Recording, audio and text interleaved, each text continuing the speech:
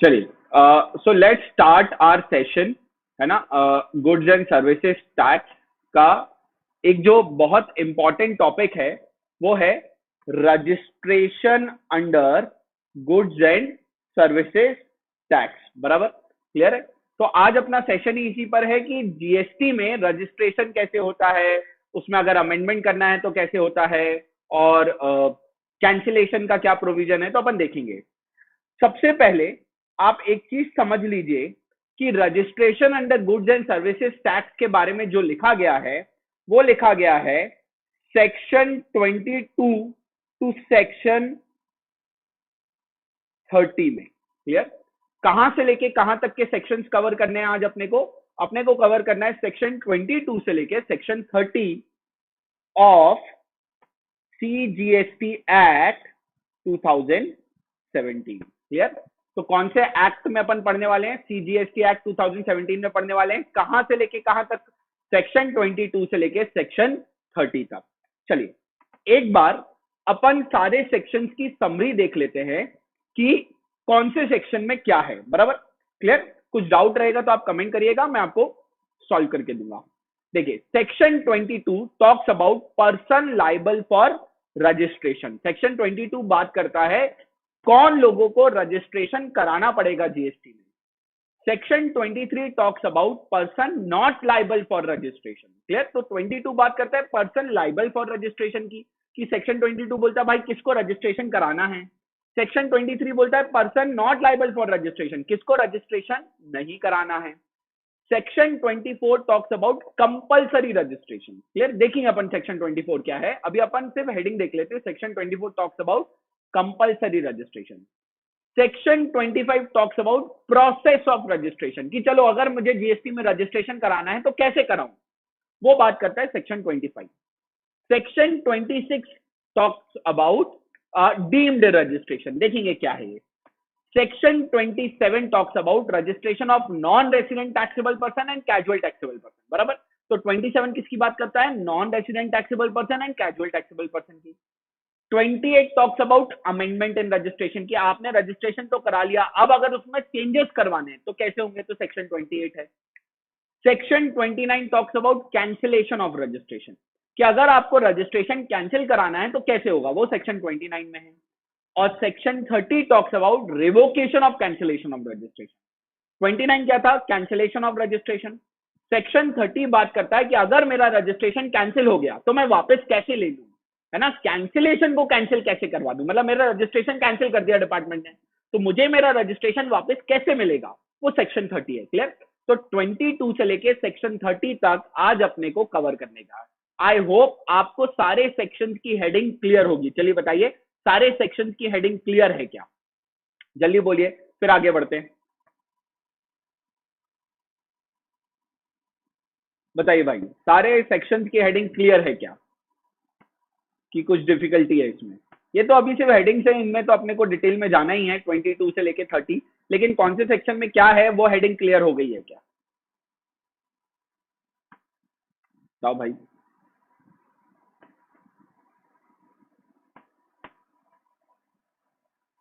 चलिए बोलिए।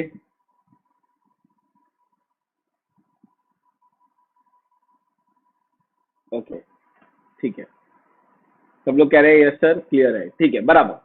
चलिए सो सेक्शन 22 से लेके सेक्शन 30 तक अपने को जाने का है कि कौन से सेक्शन में क्या है, वो अपन ने देख लिया। अब एक एक करके सेक्शन अपन पढ़ते हैं।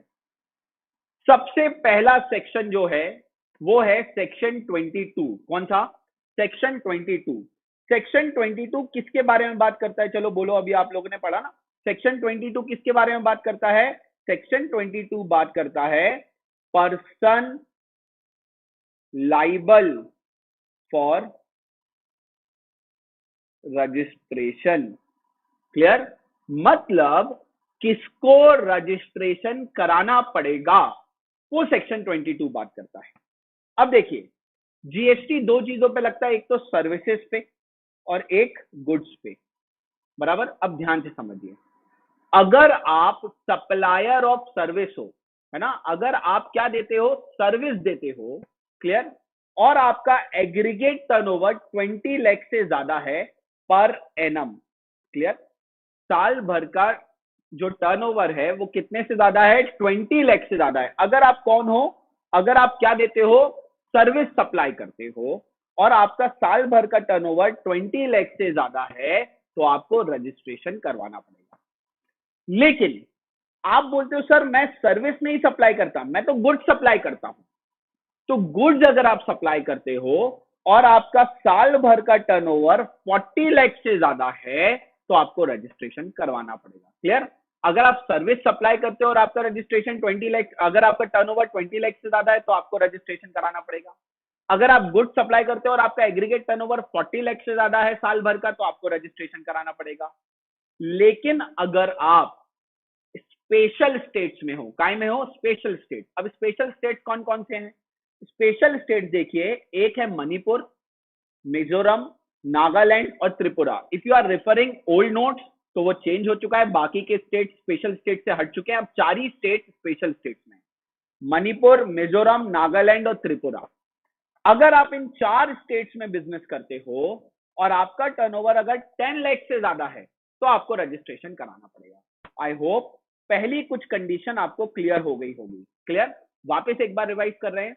अगर आप सप्लायर ऑफ सर्विस हो, सो फॉर एग्जांपल आपका कोरियर एजेंसी, आपका कोचिंग इंस्टीट्यूट है, आपका रेस्टोरेंट है, क्लियर, कोई भी सर्विस सप्लायर है और उसका टर्नओवर अगर कितने से ज्यादा का है? 20 लाख से ज्यादा का है। क्लियर? कितने से ज्यादा का है? 20 लाख से ज्यादा का है साल भर का। तो 1 अप्रैल से 31 मार्च का आप टर्नओवर देखिए, अगर 20 लाख से ज्यादा है तो आपको रजिस्ट्रेशन कराना है। अगर आप सप्लायर ऑफ गुड्स हो तो आपकी किराने की दुकान है, आप कपड़े बेचते हो, आप यूटेंसिल्स बेचते हो, आप आपकी शूज की शॉप है, कोई भी गुड्स अगर आप सप्लाई करते हो और आपका टर्नओवर अगर साल भर का 40 लाख से ज्यादा है तो आपको रजिस्ट्रेशन कराना है। क्लियर? तो गुड्स वाले के लिए लिमिट 40 लाख है, सर्विस वाले के लिए लिमिट 20 लाख है। अगर आप स्पेशल स्टेट्स में हो, अब स्पेशल स्टेट्स में कौन कौन है देखो, मणिपुर, मिजोरम, नागालैंड और त्रिपुरा। इन 4 स्टेट्स में अगर आप बिजनेस करते हो, चाहे आप गुड सप्लाई करो चाहे आप सर्विसेज सप्लाई करो, अगर आप इन 4 स्टेट्स में कर रहे हो और आपका साल भर का टर्नओवर कितने से ज्यादा चला गया? 10 लाख से ज्यादा चला गया तो आपको रजिस्ट्रेशन कराना पड़ेगा। क्लियर? अब अगला लाइन क्या बोलता है देखिए, अगला पॉइंट बोलता है separate registration in every state. अब इसका मतलब क्या है? So let's say there is a mister A, ठीक है, उसके 2 जगह बिजनेसेस हैं, एक है महाराष्ट्र में और एक है मध्य प्रदेश में। क्लियर? तो उसको दोनों स्टेट्स में अलग अलग रजिस्ट्रेशन कराना पड़ेगा या एक रजिस्ट्रेशन से ही वो दोनों स्टेट्स में काम कर लेगा? तो लॉ बोलता है अगर आपके जितने स्टेट्स में बिजनेसेस हैं हर स्टेट में आपका सेपरेट रजिस्ट्रेशन होगा। मतलब महाराष्ट्र में एक अलग रजिस्ट्रेशन होगा, मध्य प्रदेश में रजिस्ट्रेशन अलग होगा। क्लियर हो गया? अब आगे, अब नेक्स्ट पॉइंट क्या बोलता है? क्लियर? पहले तो अपन ने देख लिया टर्नओवर बेस्ड था कि भाई अगर आप सर्विस प्रोवाइडर हो और आपका टर्नओवर 20 लाख से ज्यादा है तो आपको रजिस्ट्रेशन कराना है। गुड्स प्रोवाइडर हो और आपका टर्नओवर 40 लाख से ज्यादा है तो आपको रजिस्ट्रेशन कराना है। अगर आप स्पेशल स्टेट्स में हो, मणिपुर, मिजोरम, नागालैंड, त्रिपुरा, और आपका टर्नओवर 10 लाख से ज्यादा है तो आपको रजिस्ट्रेशन कराना पड़ेगा। हर स्टेट में आपका रजिस्ट्रेशन अलग अलग होगा। तो लेट्स से आपका बिजनेस अगर 4 स्टेट्स में, महाराष्ट्र, मध्य प्रदेश, गुजरात, तमिलनाडु, महाराष्ट्र, मध्य प्रदेश, गुजरात, तमिलनाडु, तो क्या चारों का एक ही रजिस्ट्रेशन होगा या अलग अलग होगा? तो आपको चारों स्टेट्स में अलग अलग रजिस्ट्रेशन कराना पड़ेगा। अब अगला पॉइंट क्या बोलता है? ये था 22 सबसेक्शन 1। क्लियर? ये सारे पॉइंट कौन से उसके थे? 22 सबसेक्शन 1 के।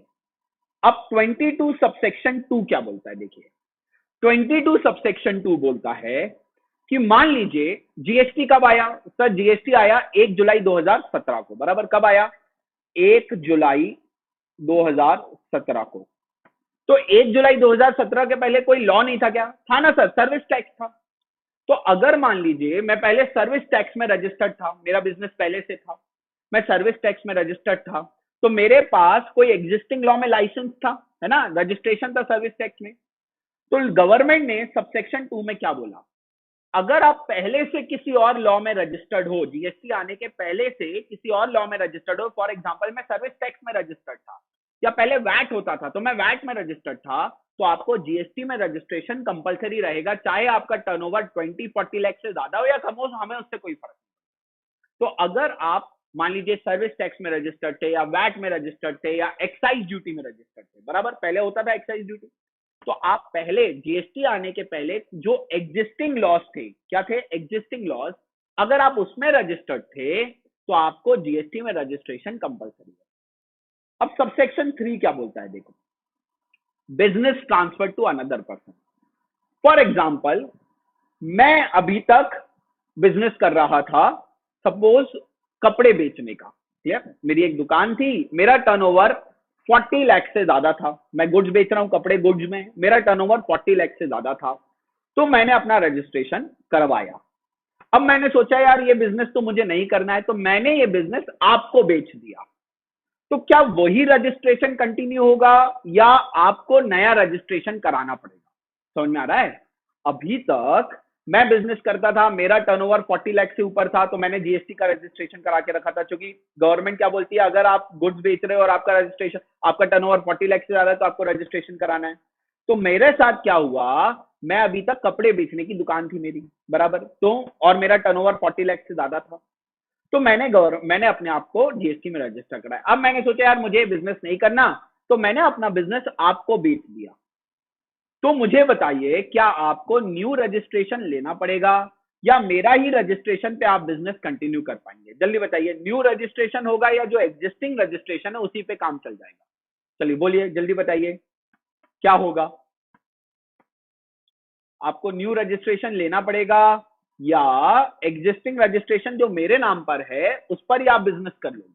मैंने अपना बिजनेस आपको ट्रांसफर कर दिया है, तो आपके नाम का नया रजिस्ट्रेशन होगा या मेरा जो नाम पर रजिस्ट्रेशन है जीएसटी का वही आप कंटिन्यू कर लेंगे? चलिए बताइए, जल्दी बताइए क्या होगा।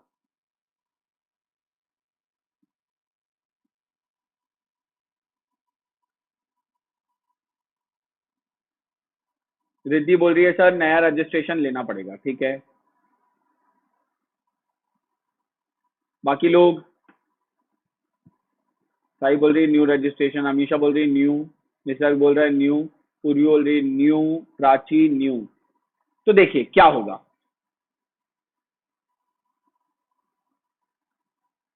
लॉ बोलता है क्योंकि पहले बिजनेस मेरा था तो मेरे नाम पर रजिस्ट्रेशन था, अब मैंने अपना बिजनेस आपके नाम पर ट्रांसफर कर दिया तो अब आपको नया रजिस्ट्रेशन लेना पड़ेगा, तो आप लाइबल हो जाओगे रजिस्ट्रेशन लेने के लिए। क्लियर? सब सेक्शन 4 क्या बोलता है, pursuant to the scheme of merger, amalgamation और डीमर्जर। अब ये देखते हैं क्या है। लेट्स से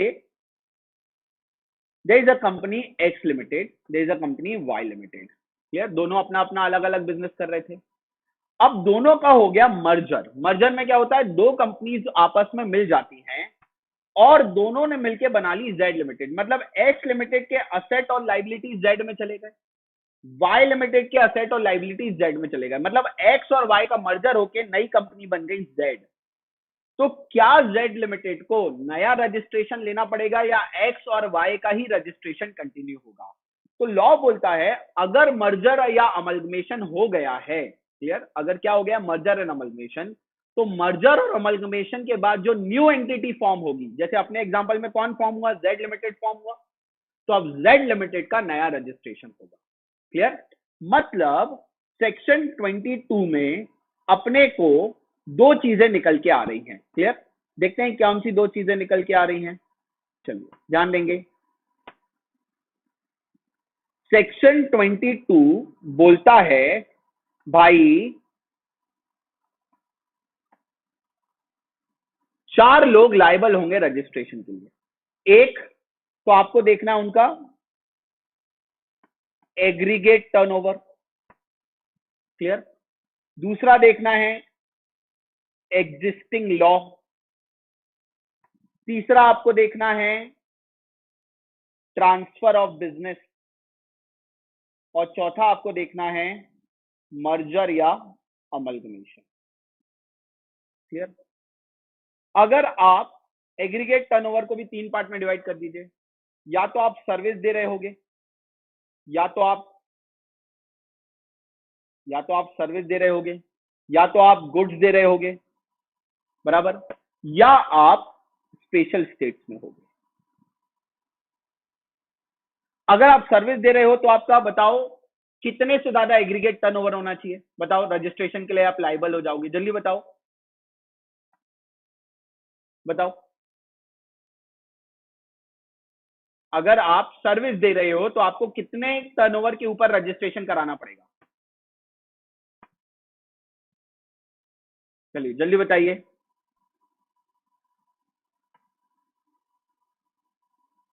अगर आप सर्विस प्रोवाइडर हो तो आपका टर्नओवर कितना होना चाहिए कि आप रजिस्ट्रेशन के लिए लाइबल हो जाएंगे? 20 लाख, करेक्ट।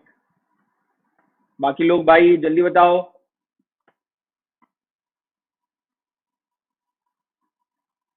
20 लाख बराबर। तो सर्विस के लिए लिमिट कितनी है? 20 लाख। अगर आपका टर्नओवर कितने के ऊपर चला गया? 20 लाख के ऊपर चला गया तो आपको रजिस्ट्रेशन कराना पड़ेगा। गुड्स के लिए कितनी है? 40 लाख। और स्पेशल स्टेट्स में अगर आप हो तो चाहे आप गुड्स दो चाहे सर्विस दो, अगर आपका टर्नओवर 10 लाख के ऊपर है तो आपको रजिस्ट्रेशन कराना पड़ेगा। दूसरा पॉइंट बोलता है अगर आप पहले से जीएसटी के पहले कोई लॉ में रजिस्टर्ड थे, फॉर एग्जांपल आप एक्साइज में रजिस्टर्ड थे, आप वैट में रजिस्टर्ड थे, आप सर्विस टैक्स में रजिस्टर्ड थे, तो आपको जीएसटी में रजिस्ट्रेशन मैंडेटरी है इररिस्पेक्टिव ऑफ योर टर्नओवर। अगर आपने अपना बिजनेस किसी को ट्रांसफर कर दिया तो जिसको ट्रांसफर किया है ना, मैंने अपना बिजनेस आपको भेज दिया तो आप सेक्शन 22 में लाइबल हो रजिस्ट्रेशन कराने के लिए। और अगर मर्जर अमलमेशन होता है तो जो न्यू एंटिटी फॉर्म होगी उसको रजिस्ट्रेशन कराना पड़ेगा। बराबर। अब देखिए ये जो तीन पॉइंट्स हैं बात किए, existing law, transfer of business और मर्जर अमलमेशन, तो एकदम सिंपल है। सेक्शन 22 एक और बात करता है, वो बात करता है किसकी? एग्रीगेट टर्नओवर की। कि अगर आपका एग्रीगेट टर्नओवर 20 लाख, 40 लाख और 10 लाख से ज्यादा है तो आप लाइबल हो, अगर इससे कम हो तो आप जीएसटी में रजिस्ट्रेशन के लिए लाइबल नहीं हो। वर्ड क्या यूज हुआ है? Aggregate turnover. टर्नओवर यूज नहीं किया, क्या किया है? Aggregate turnover. तो अब एग्रीगेट टर्नओवर यानी क्या? एग्रीगेट टर्नओवर वर्ड को डिफाइन किया गया सेक्शन 2 क्लॉज 6 में। कहां पर डिफाइन किया गया? सेक्शन 2 क्लॉज 6 में। जब एग्रीगेट टर्नओवर की डेफिनेशन देखी गई तो इन डेफिनेशन में एग्रीगेट टर्नओवर निकालने के लिए आपको चार चीजें देखनी है। कौन कौन सी चार चीजें? चलिए समझते हैं।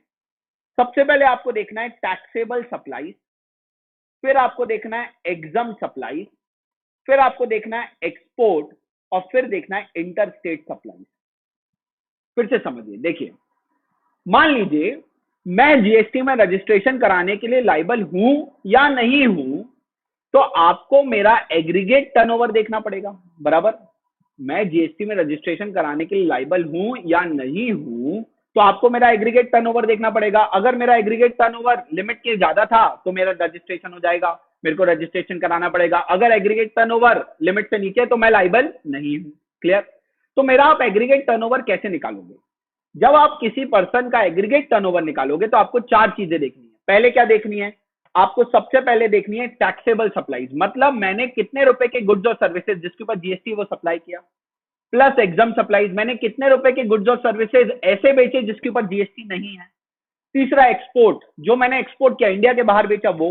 और चौथा, मैंने क्या दूसरे स्टेट्स में कुछ बेचा है।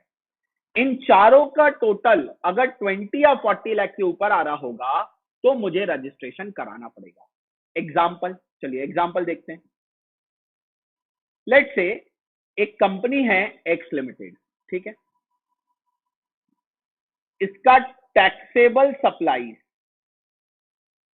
है 6 लाख का, ठीक है, exempt supply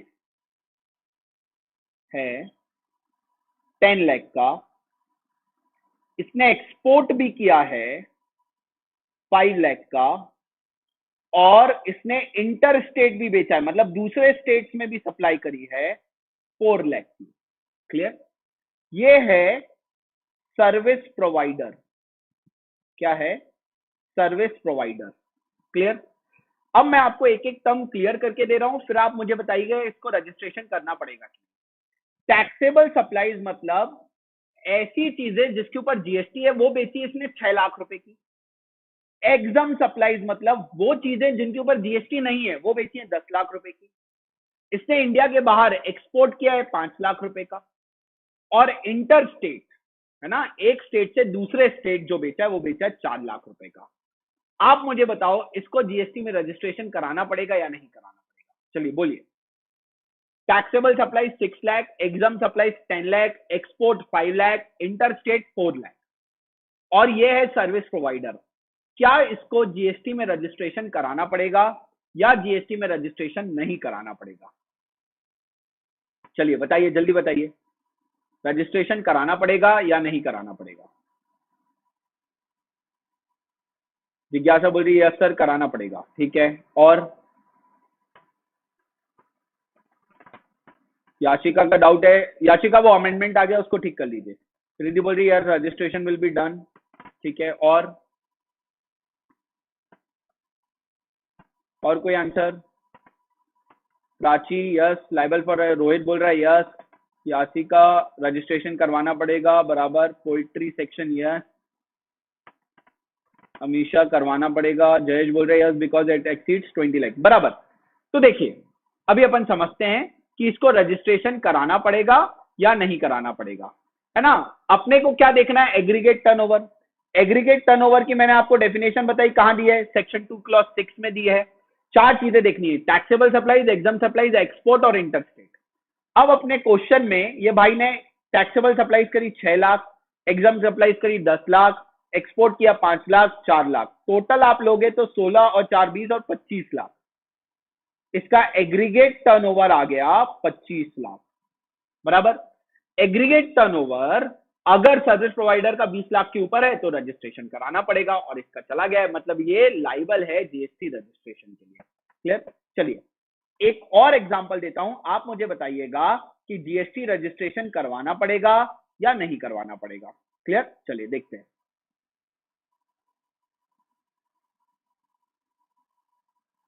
let's say there is a company Y limited, taxable supplies जो है वो है 22 लाख, एग्जम्प्ट सप्लाईज जो है वो है 10 लाख, एक्सपोर्ट किया है 4 लाख का, ठीक है। उसके बाद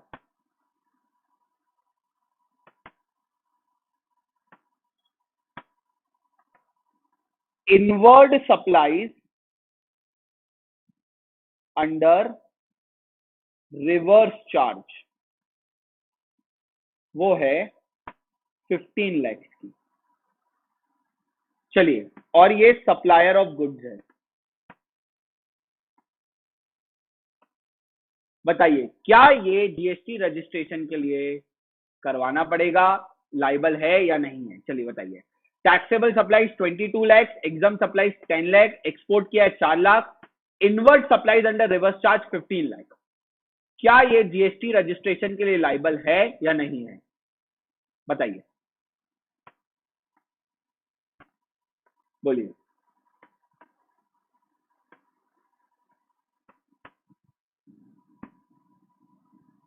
taxable supplies 22 lakh, exam supplies 10 lakh, export 4 lakh, inward supplies under reverse charge 15 lakh.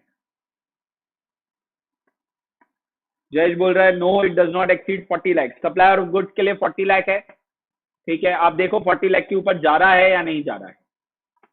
नहीं है सर, नहीं है, नो सर, नो। पूरी बोल रही है नो, सिद्धि बोल रही है नहीं है सर। ओके, देखिए आपको क्या देखना है? आपको देखना है बस एग्रीगेट टर्नओवर कितना है। एग्रीगेट टर्नओवर के लिए आपको कितनी चीजें चाहिए? एग्रीगेट टर्नओवर के लिए आपको चाहिए चार चीजें बराबर। क्लियर? एग्रीगेट टर्नओवर के लिए आपको चाहिए चार चीजें, taxable supplies, exam supplies, export और इंटरस्टेट सप्लाईज। अब इस एग्जांपल में अपन ने देखे taxable supplies 22 lakh, exam supplies 10 lakh, export 4 lakh, interstate supplies है नहीं, और invert supplies under reverse charge लेना नहीं है। मतलब इसका एग्रीगेट टर्नओवर अगर आप निकालो तो एग्रीगेट टर्नओवर कितना आ जाएगा? 22 प्लस 10 32 और 4 36 लाख। गुड्स के लिए कितनी है? 40 लाख। तो ये तो एग्रीगेट टर्नओवर क्रॉस नहीं हुआ, तो इसको जीएसटी रजिस्ट्रेशन करवाना जरूरी नहीं है। चलिए मुझे बताइए, आप लोगों को सेक्शन 22 क्लियर हो गया क्या? चलिए बोलिए, सेक्शन 22 क्लियर है क्या?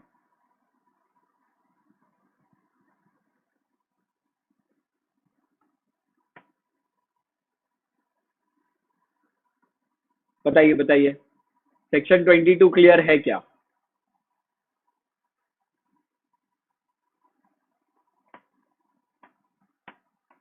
ओके, रिद्धि बोल रही है यस सर।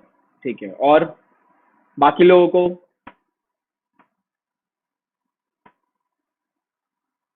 पूरी बोल रही है यस सर, विशाल बोल रहा है यस सर, सौम्या बोल रही है yes sir, okay good, Pranjali बोल रही है yes sir.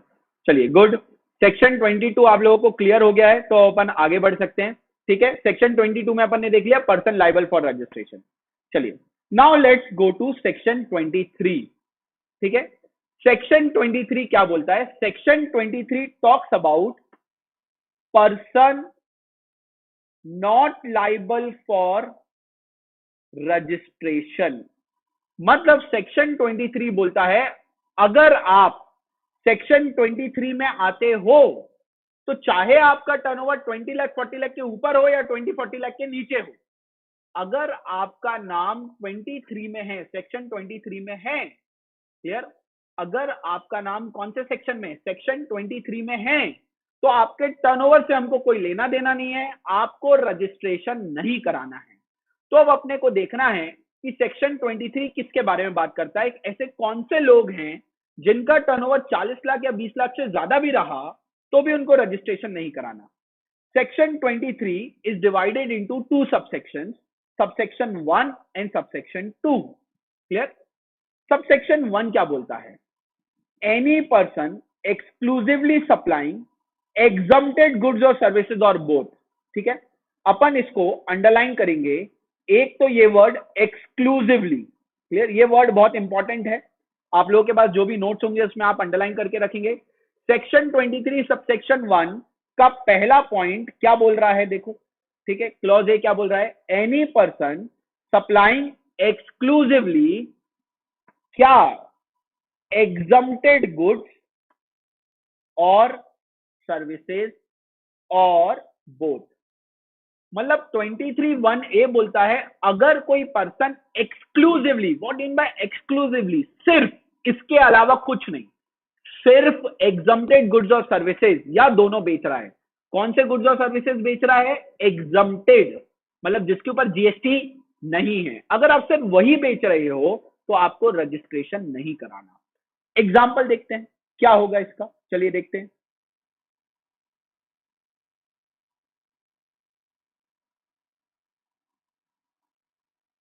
Let's say there is mister A, ठीक, ऐसा ले लेते हैं। देयर इज मिस्टर ए, ठीक है, he is supplying case 1, supplying only exempted services. ठीक है, mister A case 1 supplying only exempted services, aggregate turnover 22 lakh. ठीक है, आप मुझे बताओ क्या मिस्टर ए को जीएसटी में रजिस्ट्रेशन कराना पड़ेगा? सर्विसेज दे रहा है, exempted services, only exempted services देता है, इसके अलावा कुछ नहीं देता है, एग्रीगेट टर्नओवर 22 लाख है। आप मुझे बताओ क्या जीएसटी में रजिस्ट्रेशन कराना पड़ेगा?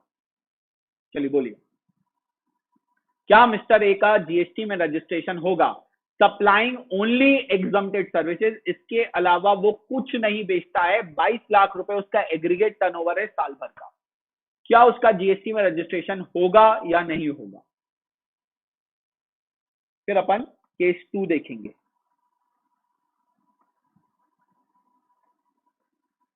सौम्या बोल रही है नो, रिद्धि बोल रही है नो, पूर्वी बोल रही है नो, और बाकी लोग? जिज्ञासा बोल रही है नो सर, विशाल बोल रहा है नो, याशिका नहीं करवाना पड़ेगा, प्रांजलि बोल रही है नो, प्राची बोल रही है नो। बराबर, क्यों? भले ही सर इसका एग्रीगेट टर्नओवर 20 लाख के ऊपर होगा, माना भले ही इसका टर्नओवर 20 लाख के ऊपर होगा, लेकिन ये क्या दे रहा है? ये सिर्फ एग्जम्प्टेड सर्विसेज दे रहा है, तो सेक्शन 23 यहां लग जाएगा, है ना? सेक्शन 23 यहां लग जाएगा। सेक्शन 23 क्या बोलता है? अगर आप सिर्फ एग्जम्प्टेड बेचो, सिर्फ एग्जम्प्टेड, तो हमको टर्नओवर से कोई मतलब नहीं है, हम आपका रजिस्ट्रेशन नहीं करेंगे। ठीक है, दूसरा, supplying only exempted goods, aggregate turnover 45 lakh. चलिए बताइए अब रजिस्ट्रेशन होगा क्या मिस्टर ए का? एग्जम्प्टेड गुड्स बेचता है, एग्रीगेट टर्नओवर 45 लाख के ऊपर है, चलिए बताइए होगा क्या रजिस्ट्रेशन, या अभी भी मिस्टर ए को रजिस्ट्रेशन नहीं कराना पड़ेगा?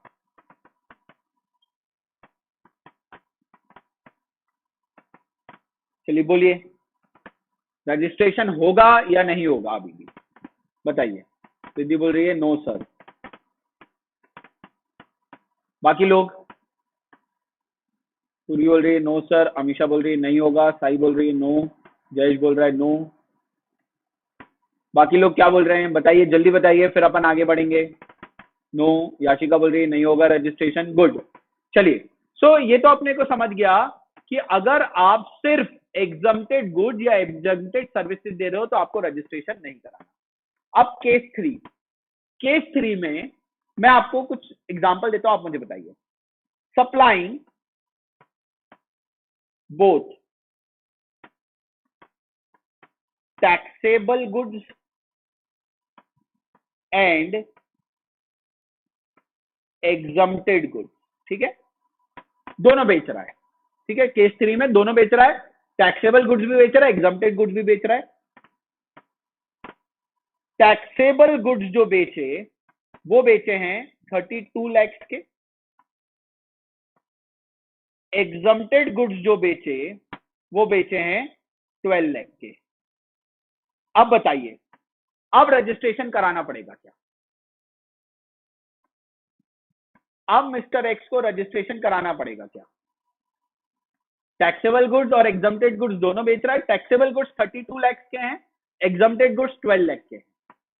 क्या अभी रजिस्ट्रेशन मिस्टर एक्स को कराना पड़ेगा या नहीं कराना पड़ेगा? अभी भी वो लाइबल नहीं है, बताइए।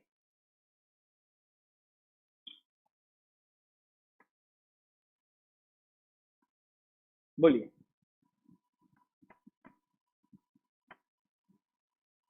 पूरी बोल रही है यस सर, अमीशा बोल रही है yes sir, yes for taxable goods, काची बोल रही है यस फॉर टैक्सेबल गुड्स, ठीक है, और बाकी लोग क्या आंसर दे रहे हैं चलिए बताइए।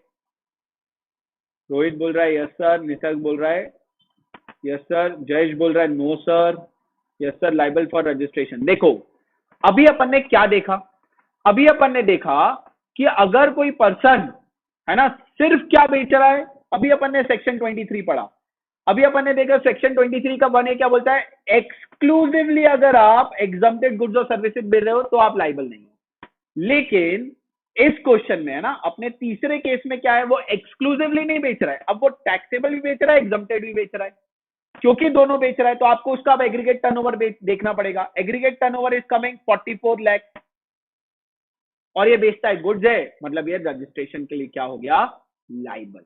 क्लियर? चलिए एक और चीज देखते हैं, case 4, supplying taxable as well as exempted services, ठीक है, taxable as well as exempted services दे रहा है।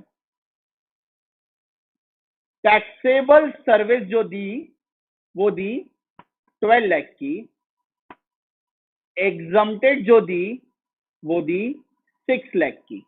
अब मुझे बताओ केस 4 में रजिस्ट्रेशन होगा क्या, बताइए। क्या केस 4 में रजिस्ट्रेशन करवाना पड़ेगा या नहीं करवाना पड़ेगा? टैक्सेबल और एग्जम्प्टेड सर्विसेज दोनों दे रहा है, टैक्सेबल सर्विस 12 लाख, एग्जम्प्टेड है 6 लाख। क्या अब रजिस्ट्रेशन होगा या नहीं होगा? चलिए बोलिए, रजिस्ट्रेशन के लिए लाइबल है या नहीं है? रिद्धि बोल रही है नो सर, बाकी लोग?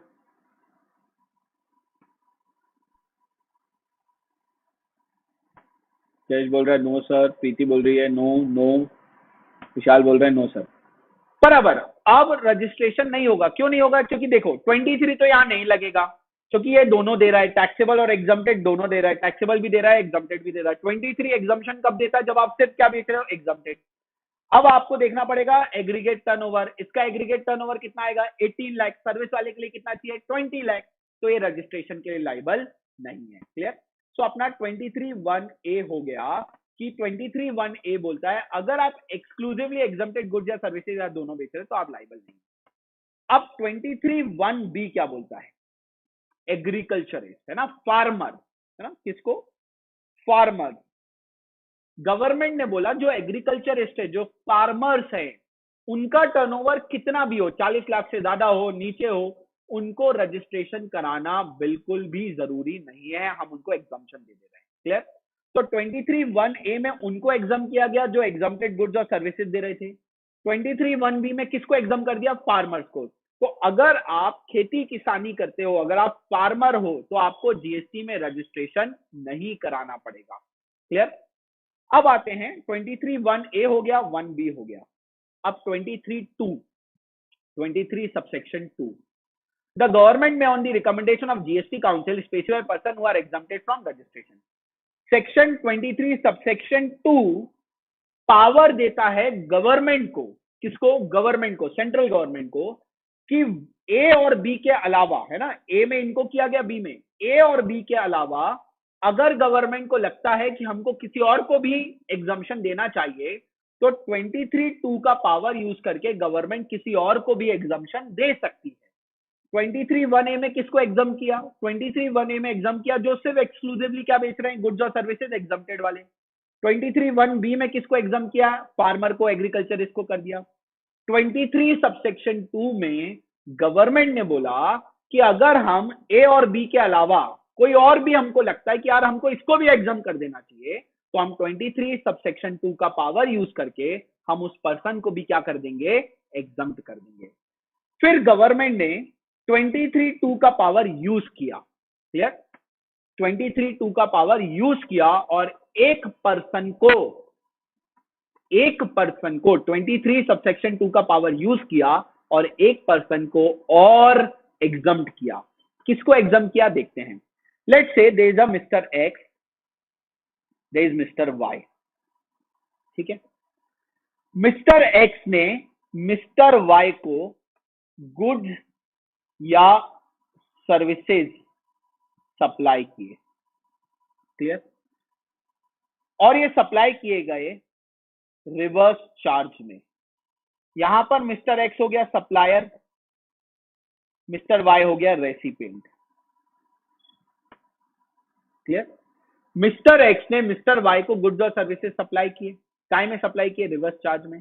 तो मिस्टर एक्स हो गया सप्लायर, मिस्टर वाई हो गया रेसिपिएंट। आप मुझे बताइए इस केस में who will be liable to pay the GST? Mister X government को पे करेगा, किसके ऊपर लाइबिलिटी होगी? मिस्टर एक्स के ऊपर या मिस्टर वाई के ऊपर? रिवर्स चार्ज में who is liable to pay the GST?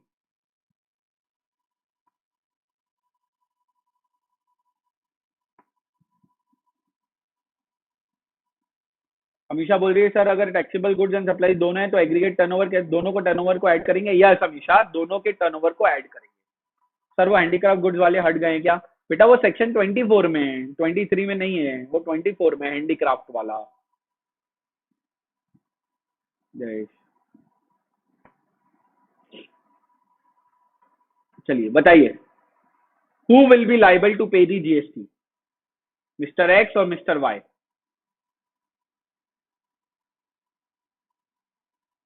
बराबर है ना? अपन ने टाइम ऑफ सप्लाई पढ़ा था, वहां मैंने आपको समझा के दिया था। अगर कोई डायरेक्ट जीएसटी रजिस्ट्रेशन से ही देखना वीडियो शुरू किया है तो वो एक बार टाइम ऑफ सप्लाई देखे, वहां उसको समझ जाएगा कि who has to pay the GST. Reverse charge में हमेशा mister Y will be liable to pay the GST. तो ऑब्वियसली मिस्टर वाई को जीएसटी रजिस्ट्रेशन देना पड़ेगा, है ना? क्योंकि रिवर्स चार्ज में तो रेसिपेंट की रिस्पॉन्सिबिलिटी होती है जीएसटी पे करने की। तो ऑब्वियसली जीएसटी रजिस्ट्रेशन भी किसको लेना पड़ेगा? मिस्टर वाई को। तो गवर्नमेंट ने 23(2) का पावर यूज किया और 23(2) पावर यूज करके गवर्नमेंट ने क्या बोला? अगर कोई सप्लायर, है ना, 23 सबसेक्शन 2 का पावर यूज करके गवर्नमेंट ने क्या बोला? अगर कोई सप्लायर एक्सक्लूसिवली रिवर्स चार्ज में, है ना, एक्सक्लूसिवली रिवर्स चार्ज में गुड्स या सर्विसेज देता है, ठीक है, मतलब वो ऐसे गुड्स और सर्विसेज देता है जो रिवर्स चार्ज में होते हैं, तो ऑब्वियसली मिस्टर एक्स रजिस्ट्रेशन करवा के करेगा क्या? मिस्टर एक्स तो लाइबल ही नहीं है ना जीएसटी पे करने के लिए, क्योंकि वो तो ऐसे गुड्स और सर्विसेज दे रहा है जिस पर हमेशा जीएसटी किसको पे करना है? रेसिपेंट को। तो गवर्नमेंट ने बोल दिया अगर आप ऐसे सप्लायर हो जो एक्सक्लूसिवली रिवर्स चार्ज की गुड्स और सर्विसेज देते हो तो हम आपको जीएसटी रजिस्ट्रेशन लेने से क्या कर दे रहे हैं, एग्जाम। क्लियर हुआ? तो देखो, person only engage in making taxable supplies on which tax is payable under reverse charge. अब मुझे बताइए, आपको सेक्शन 23 क्लियर है क्या? चलिए बताइए, सेक्शन 23 क्लियर हो गया क्या? फिर अपन आगे बढ़ते हैं।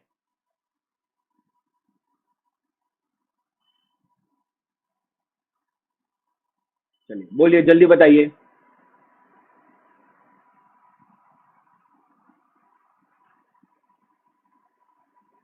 बताइए बताइए, क्या सेक्शन 23 आपको क्लियर है? तो सेक्शन 22 अपन ने देख लिया, पर्सन लाइबल फॉर रजिस्ट्रेशन। 23 में अपन ने देख लिया, person not liable for registration. Okay, सब बोल रहे हैं क्लियर है, ठीक है। चलिए आगे बढ़ते हैं। ठीक, देखिए, अब एक बार अपन 23 का ब्रीफ चार्ट बना लेते हैं कि ब्रीफ चार्ट क्या बनेगा 23 का, बराबर। देखते हैं 23 का ब्रीफ चार्ट अपना क्या बनेगा।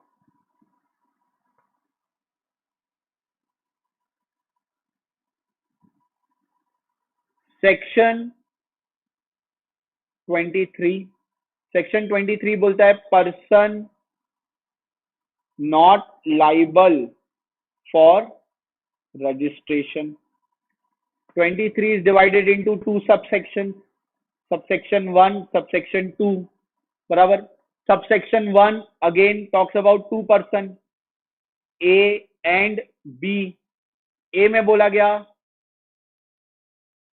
person supplying exclusively exempted goods और सर्विसेज और बोथ। बी में बोला गया एग्रीकल्चरिस्ट, है ना। ये दो को तो सीधे सीधे एग्जाम कर दिया। टू में पावर किसके पास है? सेंट्रल गवर्नमेंट के पास है कि वो किसी और को भी नोटिफाई कर सकती है। तो उन्होंने नोटिफाई किया किसको? पर्सन सप्लाइंग गुड्स और सर्विसेज और both exclusively under reverse charge. Clear? तो तीन लोग जीएसटी रजिस्ट्रेशन करने के दायरे से, है ना, लाइबिलिटी से क्या हो गए? बाहर हो गए। आई होप सेक्शन 23 आपको क्लियर होगा। चलिए, now let's go to section 24, one of the important topic. Clear? Section 24 one of the important topic. Section 24 क्या बात करता है? देखिए, सेक्शन 22 में बोला कि अगर आपका टर्नओवर 20 लाख या 40 लाख या आप स्पेशल स्टेट्स में हो तो 10 लाख से ज्यादा है तो आपको रजिस्ट्रेशन कराना है, उससे नीचे है तो रजिस्ट्रेशन नहीं कराना है। सेक्शन 23 बोलता है कि भाई तीन लोग, कौन कौन से? एक तो जो एक्सक्लूसिवली एग्जम्प्टेड गुड्स और सर्विसेज सप्लाई कर रहे हैं वो लोग, दूसरा एग्रीकल्चरिस्ट, और तीसरा वो पर्सन जो गुड्स और सर्विसेज सप्लाई कर रहा है अंडर रिवर्स चार्ज, उनको रजिस्ट्रेशन नहीं कराना है इररिस्पेक्टिव ऑफ टर्नओवर। अब सेक्शन 24 बात करता है कंपल्सरी रजिस्ट्रेशन की। किसकी बात करता है? कंपल्सरी रजिस्ट्रेशन की। और ये सेक्शन ओवरराइड करता है ना, सेक्शन 22 एंड 23 को। मतलब सेक्शन 24 क्या बोलता है? सेक्शन 22 को ये ओवरराइड करता है, 23 को नहीं ओवरराइड करता है। किसको ओवरराइड करता है? सेक्शन 22 को ये ओवरराइड करता है। क्लियर? सेक्शन 22 को ओवरराइड कर जाता है सेक्शन 24। मतलब 22 और 24 में कभी भी कॉन्फ्लिक्ट रहा तो हमेशा 24 will prevail. And section 24 talks about compulsory registration. किसके बारे में बात कर रहा है? कंपल्सरी रजिस्ट्रेशन के बारे में। अब ये क्या चीज है कंपल्सरी रजिस्ट्रेशन? देखिए, सबसे पहले आप याद रखिए, अगर आपका नाम, है ना, आप जो बिजनेस कर रहे हो, अगर वो बिजनेस का नाम सेक्शन 24 में है तो इररिस्पेक्टिव ऑफ टर्नओवर, मतलब आपका टर्नओवर चाहे 1 रुपए हो चाहे 1 करोड़ हो, आपको रजिस्ट्रेशन कराना पड़ेगा। फिर से समझिए, थोड़ा सा डिफिकल्ट है सेक्शन 24। सेक्शन 22 क्या बोलता था कि भाई टर्नओवर अगर 20 लाख या 40 लाख के ऊपर गया तो ही रजिस्ट्रेशन कराना है, नहीं तो नहीं रजिस्ट्रेशन कराना है। सेक्शन 24 बोलता है मेरे को 22 से कोई मतलब नहीं। अगर आप जो काम कर रहे हो वो काम सेक्शन 24 में आता है तो इररिस्पेक्टिव ऑफ टर्नओवर, चाहे आपका टर्नओवर 20 और 40 लाख के नीचे हो या ऊपर हो, मेरे को उससे कोई लेना देना नहीं, मैं आपका रजिस्ट्रेशन कंपलसरी कर दूंगा। मतलब आपको जीएसटी में रजिस्ट्रेशन करवाना ही पड़ेगा। अब अपने को यह देखना है कि ऐसे कौन कौन से लोग हैं जिनको जीएसटी रजिस्ट्रेशन क्या है, कंपलसरी है, बराबर। ऐसे कौन कौन से लोग हैं जिनको जीएसटी रजिस्ट्रेशन क्या है, कंपलसरी है। पहला, person making inter state supply of goods, underline करेंगे इसमें गुड्स वर्ड और इंटर स्टेट, क्लियर। ये दो वर्ड अंडरलाइन करेंगे। कौन से दो word? Person making inter state supply of goods, clear. मतलब लेट्स से मैं बैठा हूं महाराष्ट्र में और मुझे गुजरात में कोई गुड्स बेचने के हैं, क्लियर। मैं महाराष्ट्र में बैठा हूं, मेरे कपड़े का बिजनेस है और मेरे को एक कपड़े का ऑर्डर मिलता है गुजरात से, सूरत से, कि मैं महाराष्ट्र से सूरत में कपड़े बेचूंगा और मेरा टर्नओवर 10 लाख ही है। अपन ने पढ़ा अगर आप गुड्स बेचते हो तो आपका टर्नओवर 40 लाख के ऊपर है तो ही आपको रजिस्ट्रेशन कराना है, बट 24 बोलता है ऐसा नहीं चलेगा। अगर आप कोई गुड्स को सप्लाई करना चाहते हो एक स्टेट से दूसरे स्टेट, है ना, मैं महाराष्ट्र से अगर गुजरात में गुड्स सप्लाई करना चाहता हूं तो इररिस्पेक्टिव ऑफ माय टर्नओवर मुझे जीएसटी रजिस्ट्रेशन कराना पड़ेगा।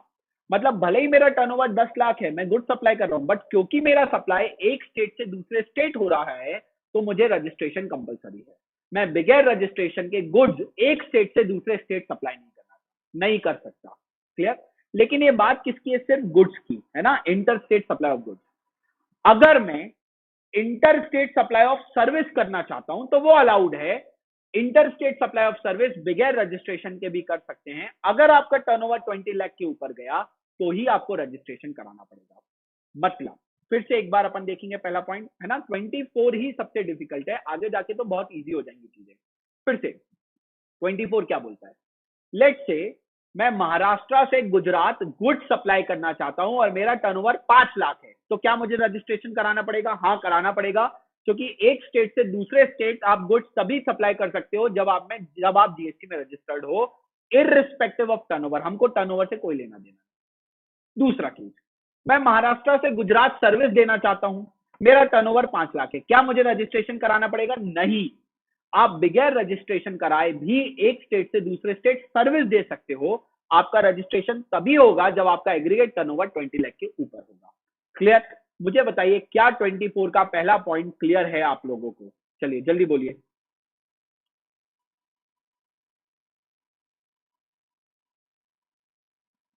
क्या पहला पॉइंट क्लियर है आप लोगों को कि भाई कब 24 का पहला पॉइंट क्या बोल रहा है, रजिस्ट्रेशन कब कंपलसरी है?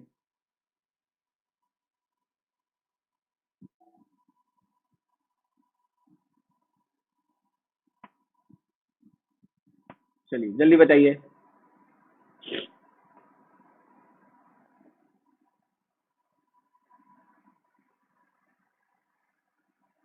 ओके गुड, ठीक।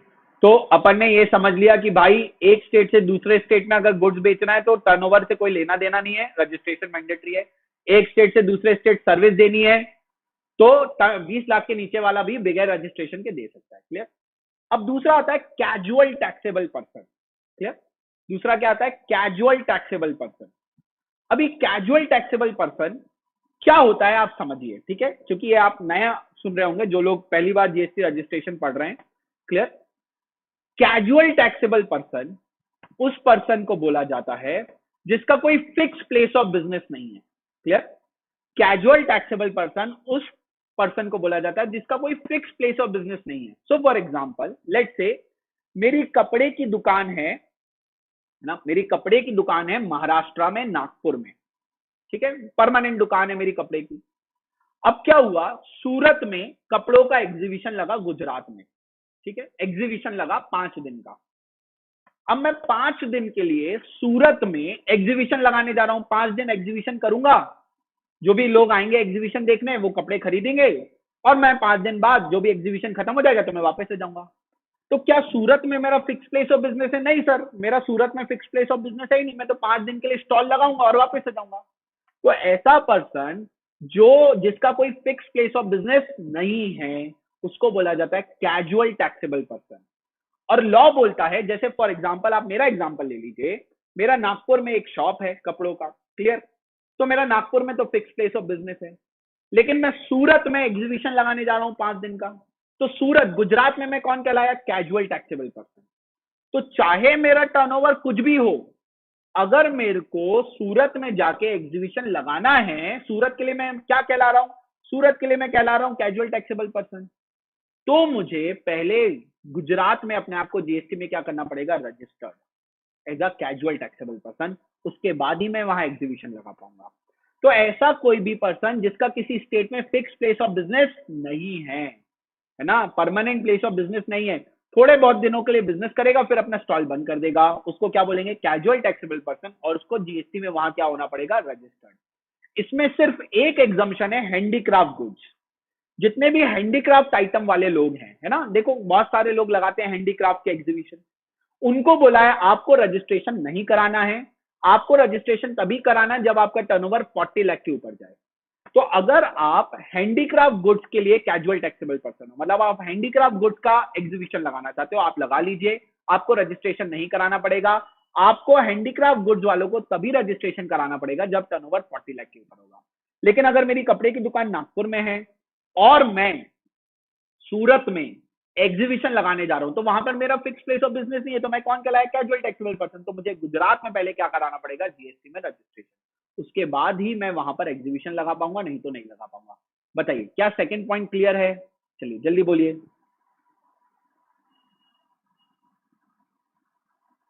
जिज्ञासा बोल रही है कोई एक्सेप्शन था, तो कोई एक्सेप्शन है ना जिज्ञासा, टैक्सेबल सप्लाईज वाला, टैक्सेबल सप्लाईज ऑफ सर्विस वाले के लिए एक्सेप्शन है भाई, वो तो बगैर रजिस्ट्रेशन के भी एक स्टेट से दूसरे स्टेट में दे सकता है ना।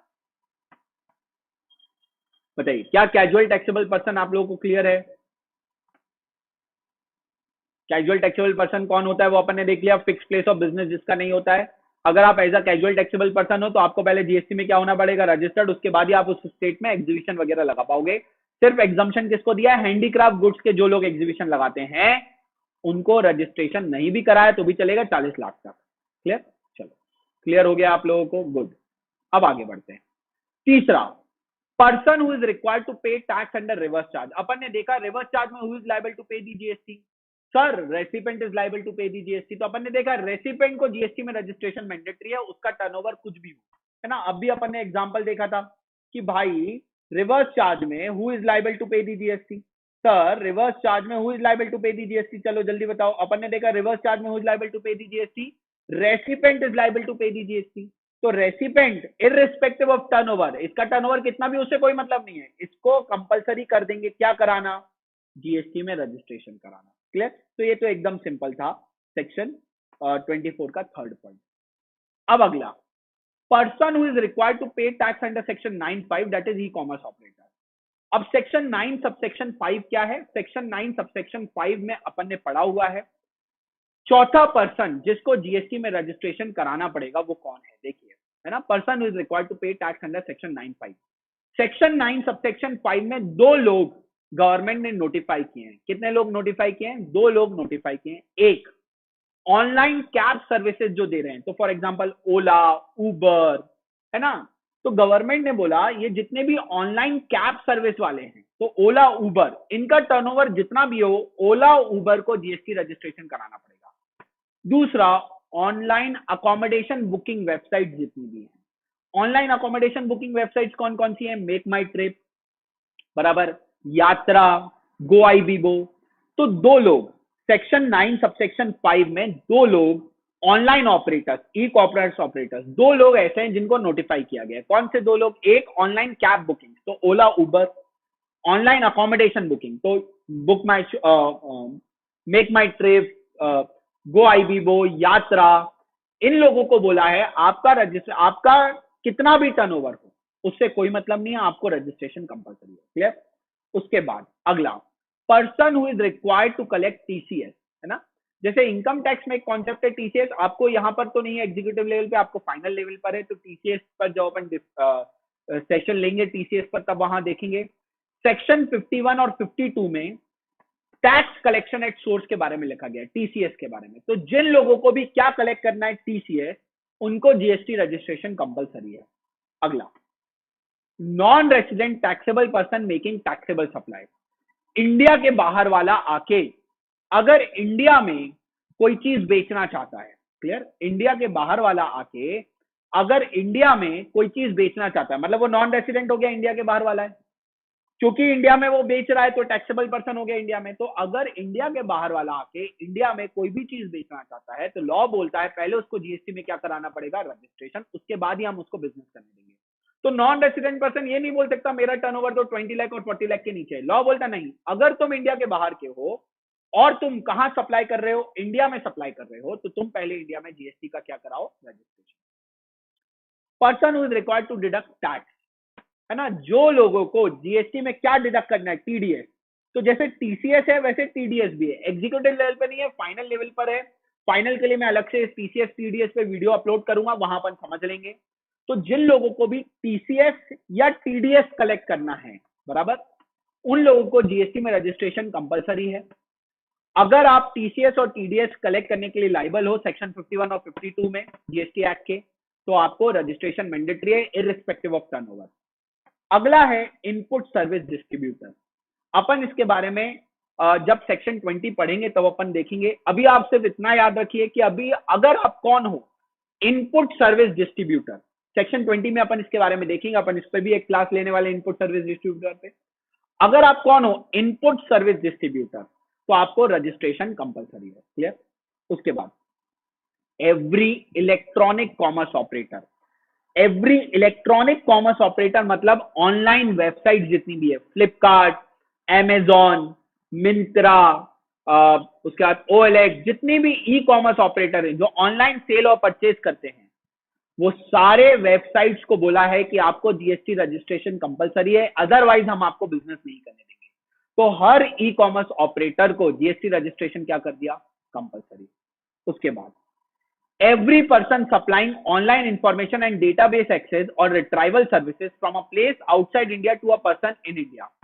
अगर कोई पर्सन कौन सी सर्विस दे रहा है, ऑनलाइन इंफॉर्मेशन दे रहा है, तो for example Google database access दे रहा है, देखो गूगल ड्राइव होता है, और रिट्राइवल सर्विसेज, अगर आपके डेटा को रिट्राइव करने की, आप वापस अपना डेटा निकाल पा रहे हो, ऐसी कोई सर्विसेज दे रहा है, कहां से, इंडिया के बाहर से। इंडिया में कौन देता है ये सर्विस, गूगल देता है ना, गूगल इंडिया के बाहर का है, ये सर्विस वो कहां दे रहा है, इंडिया में।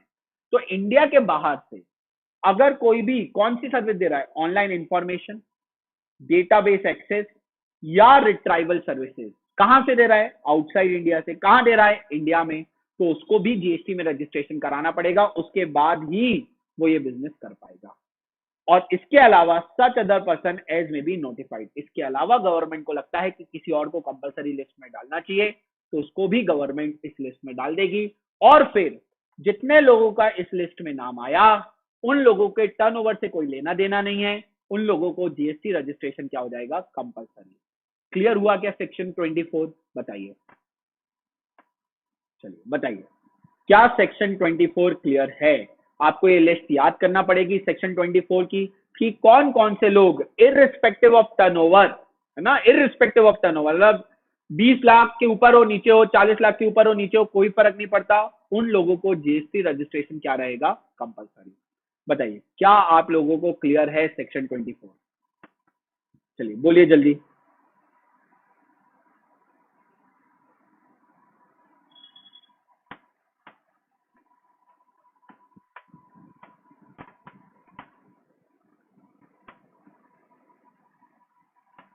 ओके, ऋतुजा बोल रही है यस सर, सौम्या बोल रही है यस सर, साई बोल रही है यस सर।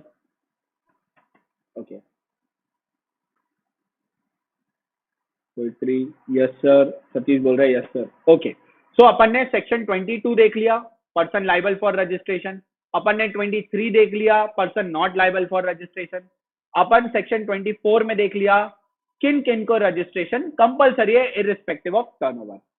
अब आता है section 25, clear. Section 25 is one of the most important section, क्योंकि यहां पर आपको बहुत सारे फॉर्म याद करने हैं और बहुत सिंपल है, मैं आपको समझाऊंगा, आप एकदम याद करते चले जाइएगा। सेक्शन 25 बात करता है प्रोसेस ऑफ रजिस्ट्रेशन की, कि भाई मुझे रजिस्ट्रेशन कराना है, मैं 22 या 24 में आता हूं, मेरा टर्नओवर 20 या 40 लाख के ऊपर है और मुझे रजिस्ट्रेशन अब मेरे को करवाना है, तो क्या प्रोसेस है। तो देखिए ये प्रोसेस के बारे में कहां लिखा गया, सेक्शन 25 के सबसेक्शन 1 में। कहां लिखा गया, सेक्शन 25 के सबसेक्शन 1 में। लेकिन सेक्शन 25 का सबसेक्शन 1 शुरू करने के पहले अपने को सेक्शन 25 सबसेक्शन 6 देखना पड़ेगा। क्या देखना पड़ेगा, सेक्शन 25 सबसेक्शन 6। सेक्शन 25 सबसेक्शन 6 क्या बोलता है, सेक्शन 25 सबसेक्शन 6 बोलता है कि अगर आपको जीएसटी में रजिस्ट्रेशन कराना है तो पैन कार्ड इज मैंडेटरी। बगैर पैन कार्ड के जीएसटी रजिस्ट्रेशन आप नहीं करवा सकते। तो पहली चीज आप याद रख लीजिए, सेक्शन 25 सबसेक्शन 6 क्या बोलता है कि अगर आपको जीएसटी में क्या होना है, रजिस्ट्रेशन, तो आपको पैन कार्ड मैंडेटरी है।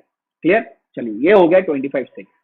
चलिए मेरे पास पैन कार्ड है और अब मेरे को जीएसटी में रजिस्ट्रेशन कराना है, तो मैं कैसे कराऊं। तो आपको, अगर आप जीएसटी में रजिस्ट्रेशन कराने के लिए लाइबल हो गए हो, जैसे ही आपका टर्नओवर 20 लाख या 40 लाख के ऊपर गया, या आप जीएसटी में रजिस्ट्रेशन कराने के लिए एक लाइबल हो, तो कितने दिनों में, 30 डेज में, कितने दिनों में, 30 डेज में आपको रजिस्ट्रेशन करवाना पड़ेगा। कितने दिनों में, 30 डेज में। और रजिस्ट्रेशन के लिए आपके पास क्या होना चाहिए, पैन कार्ड। मान लीजिए आज मेरा टर्नओवर 20 लाख क्रॉस कर गया या 40 लाख क्रॉस कर गया। आज कितनी तारीख है, आज तारीख है 20 अप्रैल। तो आज से 30 दिनों के अंदर अंदर मुझे रजिस्ट्रेशन करवाना पड़ेगा।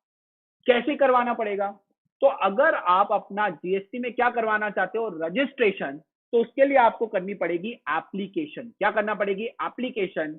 कौन से फॉर्म में, जीएसटी आरईजी 01 एक फॉर्म है, जीएसटी आरईजी 01 ऑनलाइन फॉर्म है, आपको ऑनलाइन ही फिल करना है।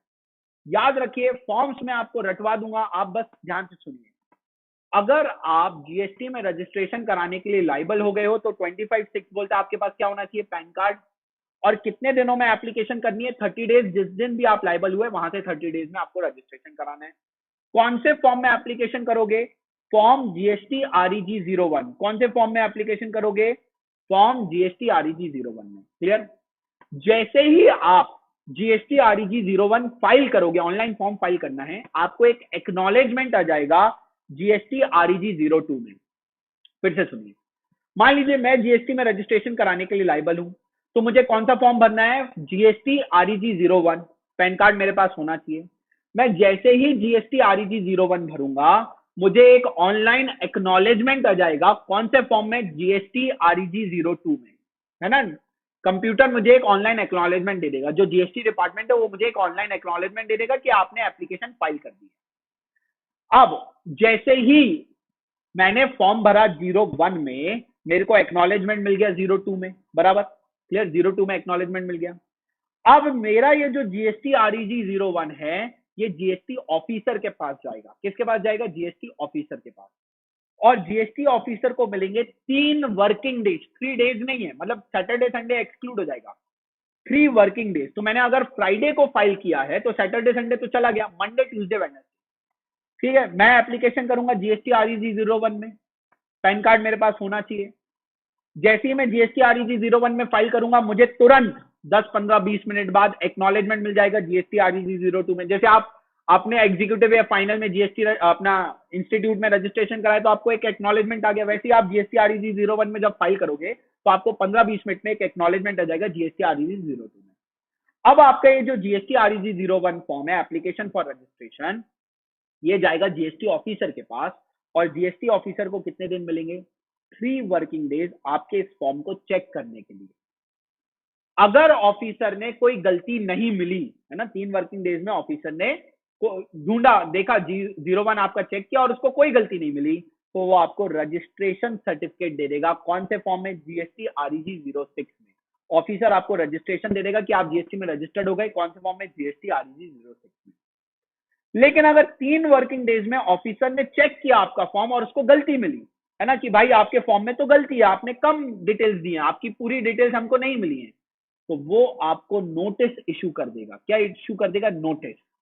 3 वर्किंग डेज में उसने चेक किया आपका फॉर्म, कोई गलती नहीं मिली तो रजिस्ट्रेशन सर्टिफिकेट दे देगा।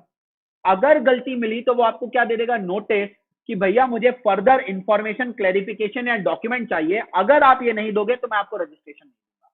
और ये नोटिस आएगा कौन से फॉर्म में, जीएसटी आरईजी 03 में। वापस एप्लीकेशन 01 में करी, एक्नॉलेजमेंट 02 में आया। ऑफिसर को 3 वर्किंग डेज मिले आपके 01 फॉर्म को चेक करने के लिए। सब सही रहा तो उसने 06 में आपको रजिस्ट्रेशन दे दिया। अगर 3 वर्किंग डेज में उसको आपकी फॉर्म में कोई गलती मिली तो आपको क्या भेज देगा, नोटिस। कौन से फॉर्म में, 03 में, और बोलेगा कि मुझे फर्दर इंफॉर्मेशन क्लैरिफिकेशन या डॉक्यूमेंट दो। ये 03 कौन भेज रहा है, ऑफिसर। अब जैसे ही आपको जीएसटी आरईजी 03 आया कि उसने आपको नोटिस दे दिया कि फर्दर डॉक्यूमेंट दो, अब आपको मतलब जो बंदे ने एप्लीकेशन करी है उसको मिलेंगे 7 वर्किंग डेज। कितने दिन मिलेंगे, 7 दिन, 7 वर्किंग डेज रिप्लाई करने के लिए इस नोटिस में। तो मैंने एप्लीकेशन करी थी 1 में, ऑफिसर ने चेक किया 3 वर्किंग डेज में, उसको गलती मिली, उसने नोटिस दे दिया 03 में। अब मुझे जैसे ही 03 मिला उससे 7 वर्किंग डेज में मुझे क्या देना है, रिप्लाई। इस नोटिस का जो भी उसने रिप्लाई मांगा है उसका मैं रिप्लाई करूंगा 04 में। क्लियर। अब जैसे ही मैंने रिप्लाई किया, ये रिप्लाई किसके पास जाएगा, ऑफिसर के पास। मैंने रिप्लाई किया 04 में तो ऑफिसर के पास जाएगा। अब ऑफिसर को वापस कितने दिन मिलेंगे, 7 डेज। कितने दिन मिलेंगे, 7 वर्किंग डेज। मैंने 04 में रिप्लाई किया तो ऑफिसर को 7 वर्किंग डेज मिले मेरे रिप्लाई को चेक करने के लिए। अगर उसको रिप्लाई ठीक लगा तो वो मुझे रजिस्ट्रेशन सर्टिफिकेट देगा 06 में। अगर उसको लगा कि मेरे रिप्लाई में गलती थी तो वो मेरी एप्लीकेशन जो मैंने 01 में करी थी उसको रिजेक्ट कर देगा और ऑर्डर दे देगा कि हम तुमको रजिस्ट्रेशन नहीं दे रहे 05 में। तो वापस एक बार अपन रिवाइज करते हैं। देखिए बहुत सिंपल है, आपको एकदम इजीली हो जाएगा। सबसे पहले अगर आपको जीएसटी में रजिस्ट्रेशन कराना है तो आपको एप्लीकेशन करनी पड़ेगी कौन से फॉर्म में, जीएसटी आरईजी 01 में। आपको एक्नॉलेजमेंट आएगा जीएसटी आरईजी 02 में।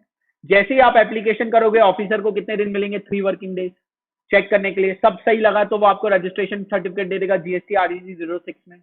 अगर 3 वर्किंग डेज में उसने गलती पाई तो वो आपको नोटिस इशू कर देगा कि भैया फर्दर डॉक्यूमेंट से इन्फॉर्मेशन दो। कौन से फॉर्म में, जीएसटी आरईजी 03। अब जिसने एप्लीकेंट है, जैसे मैंने एप्लीकेशन करी थी रजिस्ट्रेशन के लिए तो मुझे मिलेंगे नोट 03 मिलने के बाद 7 वर्किंग डेज इस नोटिस का रिप्लाई देने के लिए। मैं रिप्लाई करूंगा जीएसटी आरईजी 04 में। अब जैसे ही मैंने रिप्लाई किया ऑफिसर को कितने दिन मिलेंगे, 7 वर्किंग डेज चेक करने के लिए। मेरा रिप्लाई जो मैंने रिप्लाई किया 04 में उसको चेक करने के लिए ऑफिसर को कितने दिन मिलेंगे, 7 वर्किंग डेज। अब ऑफिसर ने 04 में मेरा रिप्लाई चेक किया, सब सही लगा तो वो मुझे रजिस्ट्रेशन सर्टिफिकेट दे देगा 06 में। गलती पाई तो वो मेरी जो 01 की एप्लीकेशन थी उसको रिजेक्ट कर देगा और ऑर्डर दे देगा कि हम तुम्हारी एप्लीकेशन को रिजेक्ट कर रहे हैं, हम तुमको रजिस्ट्रेशन नहीं दे रहे। और रिजेक्शन का ऑर्डर कौन से फॉर्म में आएगा, 05 में। तो 1 से लेके 6 तक के फॉर्म है। GST REG 01 application for registration अपन करेंगे, 02 में एक्नॉलेजमेंट मिल जाएगा। ऑफिसर को मिलेंगे 3 वर्किंग डेज चेक करने के लिए। चेक करने के बाद अगर उसको सब सही लगा तो 06 में वो अपने को सर्टिफिकेट दे देगा, गलती लगी तो नोटिस भेज देगा 03 में। अपने को अब 03 के नोटिस को रिप्लाई करने के लिए 7 वर्किंग डेज मिलेंगे। अपन रिप्लाई करेंगे जीएसटी आरईजी 04 में। अब जैसे ही रिप्लाई किया अपन ने 04 में, ऑफिसर को मिलेंगे अब 7 वर्किंग डेज। ऑफिसर ने 7 वर्किंग डेज में अपना रिप्लाई चेक किया, अगर उसको सही लगा तो रजिस्ट्रेशन सर्टिफिकेट दे देगा 06 में। अगर गलती लगी तो वो अपनी एप्लीकेशन को रिजेक्ट कर देगा और ऑर्डर ऑफ रिजेक्शन दे देगा 05 में। क्लियर। अब इसमें ट्विस्ट क्या है, मान लो अपन ने एप्लीकेशन करी, बराबर। अपन ने क्या करी, एप्लीकेशन 01 में। ऑफिसर को कितने दिन मिलने थे शुरू में, ऑफिसर को बताओ कितने दिन मिलने थे, 3 वर्किंग डेज मिलने थे। ऑफिसर ने 3 वर्किंग डेज में कुछ बोला ही नहीं कि वो मुझे नोटिस दे रहा है या रजिस्ट्रेशन सर्टिफिकेट। मतलब ऑफिसर ने 3 वर्किंग डेज में कोई भी रिप्लाई नहीं दिया, या फिर रिप्लाई दिया, नोटिस इशू कर दिया। और नोटिस का मैंने रिप्लाई दिया 7 वर्किंग डेज में, उसके बाद ऑफिसर को कितने दिन मिले, 7 डेज। कहने का मतलब ये है कि अगर ऑफिसर ये 3 वर्किंग डेज में या 7 वर्किंग डेज में कुछ नहीं बोलता तो मैं क्या करूं। तो अगर ऑफिसर ये 3 वर्किंग डेज जो इनिशियली मिले थे या 7 वर्किंग डेज जो उसको रिप्लाई के बाद मिले, अगर ऑफिसर इसमें कुछ नहीं बोलता तो डीम्ड अप्रूवल मान लिया जाएगा। मतलब ये मान लिया जाएगा कि ऑफिसर को कुछ भी नहीं बोलना है, उसने मेरी एप्लीकेशन एक्सेप्ट कर ली, डीम्ड हो जाएगा कि मेरे को मेरा रजिस्ट्रेशन मिल गया है। क्लियर। अगर ऑफिसर इनिशियली ये 3 वर्किंग डेज में या रिप्लाई देने के बाद, मेरे रिप्लाई नोटिस दिया उसने, मैंने रिप्लाई दिया, उसके बाद ऑफिसर को कितने मिले, 7 वर्किंग डेज। अगर ऑफिसर ये 3 वर्किंग डेज या 7 वर्किंग डेज में कुछ भी नहीं बोलता तो ये मान लो कि आपकी एप्लीकेशन एक्सेप्ट हो गई, डीम्ड एक्सेप्टेंस, और आपको रजिस्ट्रेशन सर्टिफिकेट मिल गया। क्लियर। आई होप यहां तक क्लियर होगा। अब जब आपको रजिस्ट्रेशन सर्टिफिकेट मिलेगा तो आपको एक नंबर अलॉट किया जाएगा। क्लियर। जब आपको क्या दिया जाएगा, रजिस्ट्रेशन सर्टिफिकेट जीएसटी आरईजी 06 में, तो आपको एक नंबर अलॉट किया जाएगा 15 डिजिट अल्फा न्यूमरिक। मतलब इसमें अल्फाबेट भी होंगे और नंबर्स भी होंगे। और इस नंबर को क्या बोला जाएगा? इस नंबर को बोला जाएगा GSTIN। जब आपको रजिस्ट्रेशन सर्टिफिकेट मिल रहा है ना 06 में, तो इस रजिस्ट्रेशन सर्टिफिकेट में आपको एक नंबर भी अलॉट किया जाएगा, 15 डिजिट अल्फा न्यूमरिक, अल्फाबेट्स भी होंगे, नंबर भी होंगे। इस नंबर को क्या बोलते हैं? GSTIN, goods and service tax identification number. Clear? GSTIN, goods and service tax identification number. Clear? अब ये 15 डिजिट नंबर कैसे ब्रेकअप होंगे देखिए। क्लियर? कितने डिजिट का नंबर मिला? 15 डिजिट। पहले दो कैरेक्टर जो हैं वो स्टेट कोड रहेंगे। सो फॉर एग्जांपल आपने महाराष्ट्र में अगर जीएसटी रजिस्ट्रेशन कराया तो आपको 15 डिजिट का नंबर मिलेगा। पहले दो डिजिट स्टेट कोड होंगे। जैसे महाराष्ट्र का स्टेट कोड है 27, तो आप देखिएगा महाराष्ट्र के जितने जीएसटी नंबर होते हैं वो सब 27 से शुरू होते हैं। पहले दो डिजिट स्टेट कोड, बाद के 10 डिजिट जो है वो होंगे पैन नंबर। क्लियर? क्या होंगे? PAN number. आपने याद है अपन ने देखा था कि पैन कार्ड मैंडेटरी है, तो आपका जो पैन नंबर होगा वही बाद के 10 डिजिट हो गए। तो पहले दो डिजिट स्टेट कोड हो गए, बाद के 10 डिजिट पैन नंबर हो गए, उसके बाद का जो दो डिजिट है वो एंटिटी कोड होगा और आखिरी का एक डिजिट चेक सम होगा। सो फॉर एग्जांपल अपन एक जीएसटी नंबर लिख के देखते हैं कैसा होगा। चलिए ध्यान देंगे।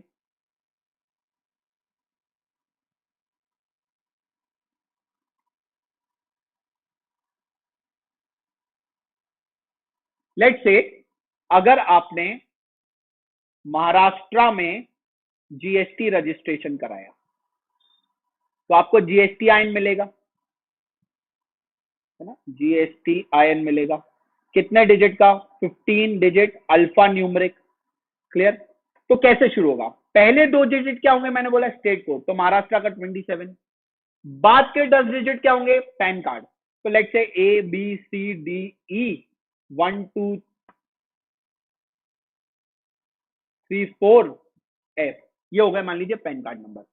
फिर होगा एंटिटी कोड, तो entity code let's say AB और आखिरी में होगा चेकसम 1। क्लियर?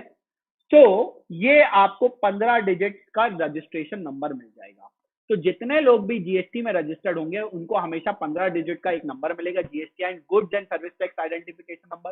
पहले दो डिजिट क्या होंगे? State code. बाद के 10 डिजिट क्या होंगे? PAN number.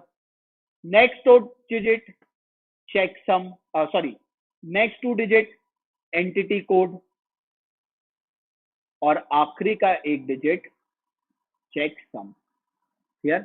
आई होप आपको ये क्लियर होगा। अब multiple businesses in a single state, अगर मान लीजिए आपके एक स्टेट में मल्टीपल बिजनेसेस है तो आपको एक ही रजिस्ट्रेशन लिया तो भी काम चलेगा। तो लेट्स से मैं कपड़े भी बेचता हूं, मैं जूते भी बेचता हूं, मेरा कोचिंग इंस्टीट्यूट नागपुर में। क्लियर? मैं कपड़े भी बेच रहा हूं, मैं जूते भी बेच रहा हूं, मैं क्या बोलते और कोचिंग इंस्टीट्यूट भी चला रहा हूँ नागपुर में। तो मेरे एक ही स्टेट में 3 बिजनेसेस है तो मैं एक ही रजिस्ट्रेशन ले सकता हूँ। लेकिन अगर आपको तीनों बिजनेसेस के अलग अलग रजिस्ट्रेशन चाहिए तो वो भी आपको मिल सकते हैं, मे be granted separate registration. Normally एक रजिस्ट्रेशन पे आप मल्टीपल बिजनेसेस कर सकते हो एक स्टेट में, लेकिन अगर आपको हर बिजनेस का अलग अलग रजिस्ट्रेशन चाहिए तो मे be granted for separate registration. Clear? जो लोग 22 और 24 में कवर नहीं है, मतलब आपका टर्नओवर भी 20 लाख या 40 लाख से नीचे है और आप 24 की लिस्ट में भी नहीं हो, तो क्या आपको रजिस्ट्रेशन कराना कंपलसरी है? नहीं। तो भी आप वॉलेंट्री रजिस्ट्रेशन करा सकते हो, मतलब आपकी इच्छा है रजिस्ट्रेशन कराने की तो करा लो। 22 और 24 वालों को तो कराना ही है ना, ये प्रोसेस से। जो लोग 22 और 24 में कवर नहीं है और वो लोग भी अगर रजिस्ट्रेशन कराना चाहते हैं तो वो अपना रजिस्ट्रेशन वॉलेंट्री करा सकते हैं, गवर्नमेंट की तरफ से कंपलसरी नहीं है। मान लीजिए मेरा टर्नओवर 6 लाख है तो मैं तो रजिस्ट्रेशन कंपलसरी है ही नहीं, तो भी मैं अपनी इच्छा है अगर मुझे, तो मैं जो प्रोसेस अपन ने देखी अभी उस प्रोसेस से मैं जीएसटी रजिस्ट्रेशन करा सकता हूँ। आई होप सेक्शन 25 का ये स्लाइड आपको क्लियर होगा। चलिए बताइए क्लियर है क्या, तो आगे बढ़ेंगे।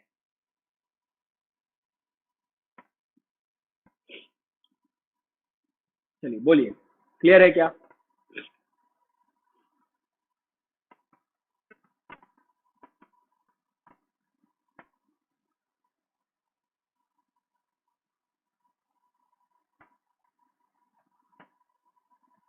खुशबू बोल रही है change the colour of your highlighter. Okay Khushboo, ठीक है।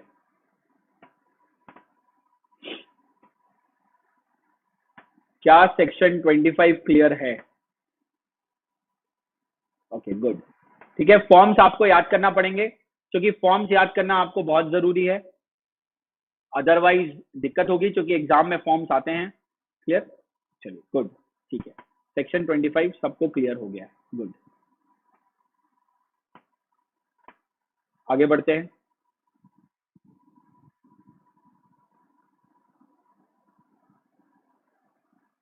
अब देखिए सेक्शन 25 सब सेक्शन 4 क्या बोलता है।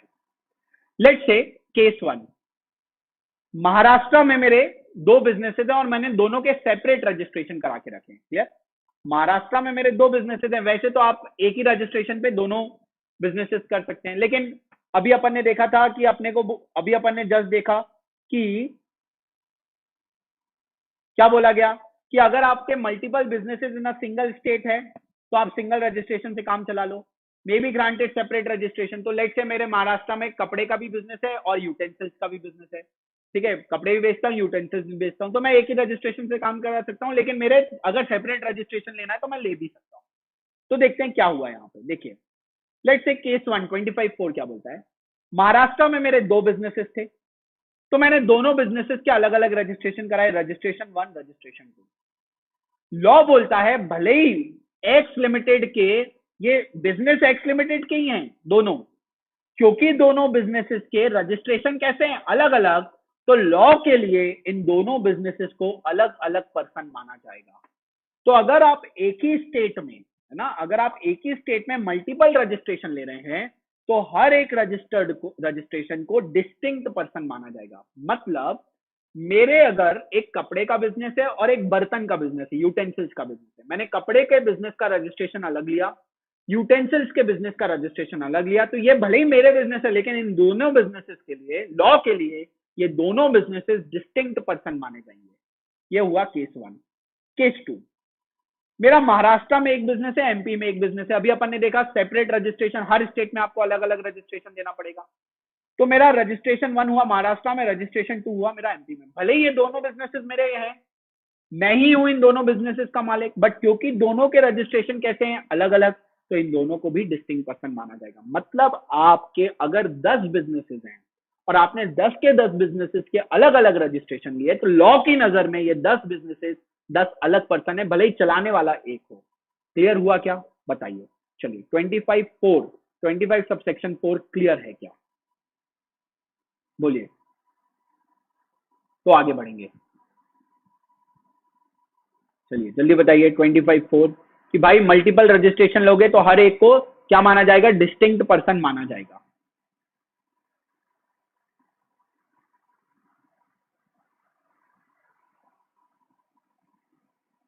बोलिए, क्लियर है?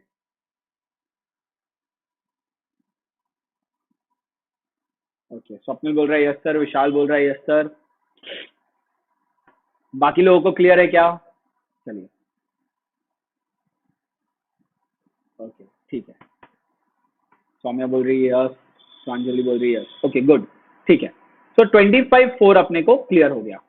अब आते हैं अपन 25(7) पे, है ना, नॉन रेसिडेंट टैक्सेबल पर्सन।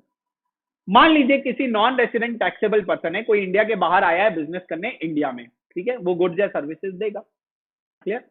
और इसका टर्नओवर, मान लीजिए गुड्स बेचने वाला है और टर्नओवर 12 लाख ही है, एग्रीगेट टर्नओवर कितना है? 12 lakh. Non resident taxable person है, इंडिया के बाहर वाला आके इंडिया में बिजनेस कर रहा है। क्लियर? मुझे बताइए, और इसका एग्रीगेट टर्नओवर 12 लाख ही है, क्या इसको रजिस्ट्रेशन करवाना पड़ेगा या नहीं कराना पड़ेगा? इंडिया का बाहर वाला आके इंडिया में बिजनेस कर रहा है, एग्रीगेट टर्नओवर 12 लाख ही है, गुड्स बेच रहा है, क्या इसको नॉन रेसिडेंट को इंडिया में रजिस्ट्रेशन कराना पड़ेगा या नहीं कराना पड़ेगा? चलिए बताइए, जल्दी बताइए, क्या इसको रजिस्ट्रेशन कराना पड़ेगा या नहीं कराना पड़ेगा? इंडिया के बाहर वाला आके इंडिया में बिजनेस कर रहा है, एग्रीगेट टर्नओवर 12 लाख है, क्या रजिस्ट्रेशन कराना पड़ेगा या नहीं कराना पड़ेगा? बोलिए।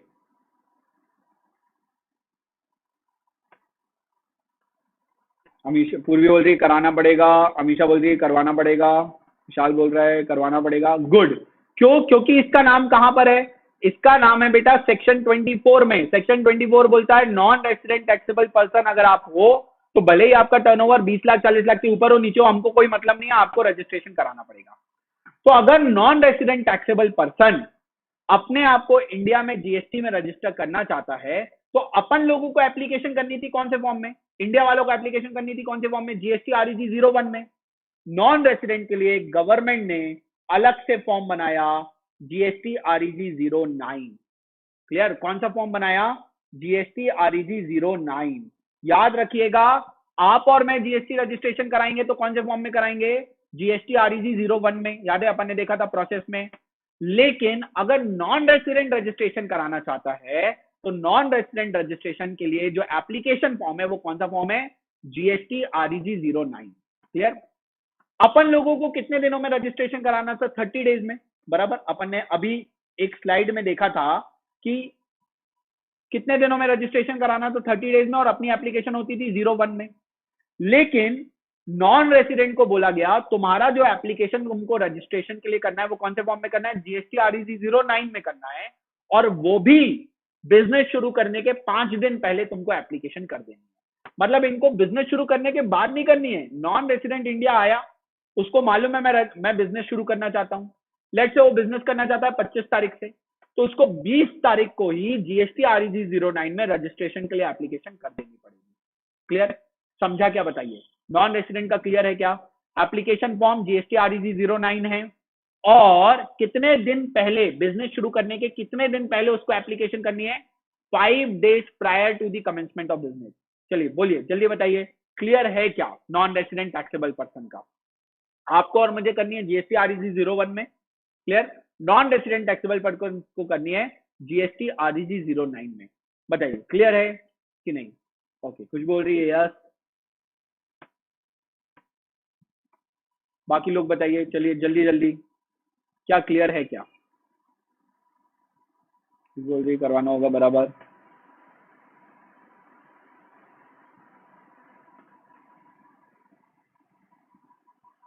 सौम्या बोल रही है yes, Amisha okay good. Clear? तो अपन लोग करवाते थे कौन से में? जीएसटी आरईजी 01 में। नॉन रेसिडेंट कराएगा जीएसटी आरईजी 09 में। क्लियर? कितने दिन पहले? अपन को तो अपना टर्नओवर क्रॉस होता था उसके बाद 30 डेज का टाइम मिलता था। इनको बोला नहीं, तुम बिजनेस शुरू करोगे उसके 5 डेज पहले तुमको एप्लीकेशन करनी है। अब याद करिए, रजिस्ट्रेशन के लिए पैन कार्ड मैंडेटरी था, तो भाई नॉन रेसिडेंट के पास तो पैन कार्ड नहीं होगा, तो नॉन रेसिडेंट को बोला तुम्हारे पास जो पासपोर्ट है ना, हम उसके बेसिस पे रजिस्ट्रेशन करेंगे। क्लियर? अपन लोगों के पास पैन कार्ड होना चाहिए, नॉन रेसिडेंट के पास क्या चीज मैंडेटरी है? पासपोर्ट। तो पासपोर्ट के बगैर तो वो इंडिया आया भी नहीं होगा, तो उसके पास पासपोर्ट के बेसिस पे उसका रजिस्ट्रेशन हो जाएगा। क्लियर? अब 25(8) क्या बोलता है? लेट से मेरा टर्नओवर 20 लाख के ऊपर चला गया और मैं सर्विस प्रोवाइड करता था, ठीक है? तो भाई मेरा एग्रीगेट टर्नओवर 20 लाख के ऊपर चला गया और मैं सर्विस प्रोवाइड करता था, तो मेरे को तो रजिस्ट्रेशन कराना था, बट मैंने सोचा यार किसको पता चल रहा, मैं नहीं कराता। ठीक है? मेरा एग्रीगेट टर्नओवर 20 लाख के ऊपर चला गया और मैं सर्विसेज देता था, तो मैं तो लाइबल हो गया ना। 22 बोलता है सर्विस वाले का तो 20 लाख के ऊपर गया तो रजिस्ट्रेशन कराओ। मेरा टर्नओवर, एग्रीगेट टर्नओवर 20 लाख के ऊपर चला गया, बराबर? एग्रीगेट टर्नओवर 20 लाख के ऊपर गया तो मैं तो जीएसटी में रजिस्ट्रेशन कराने के लिए 25 के अकॉर्डिंग लाइबल हो गया, 22 के अकॉर्डिंग लाइबल हो गया, और मेरे को 01 भरना था। मैंने बोला कहाँ डिपार्टमेंट को पता चल रहा, मैं नहीं कराता।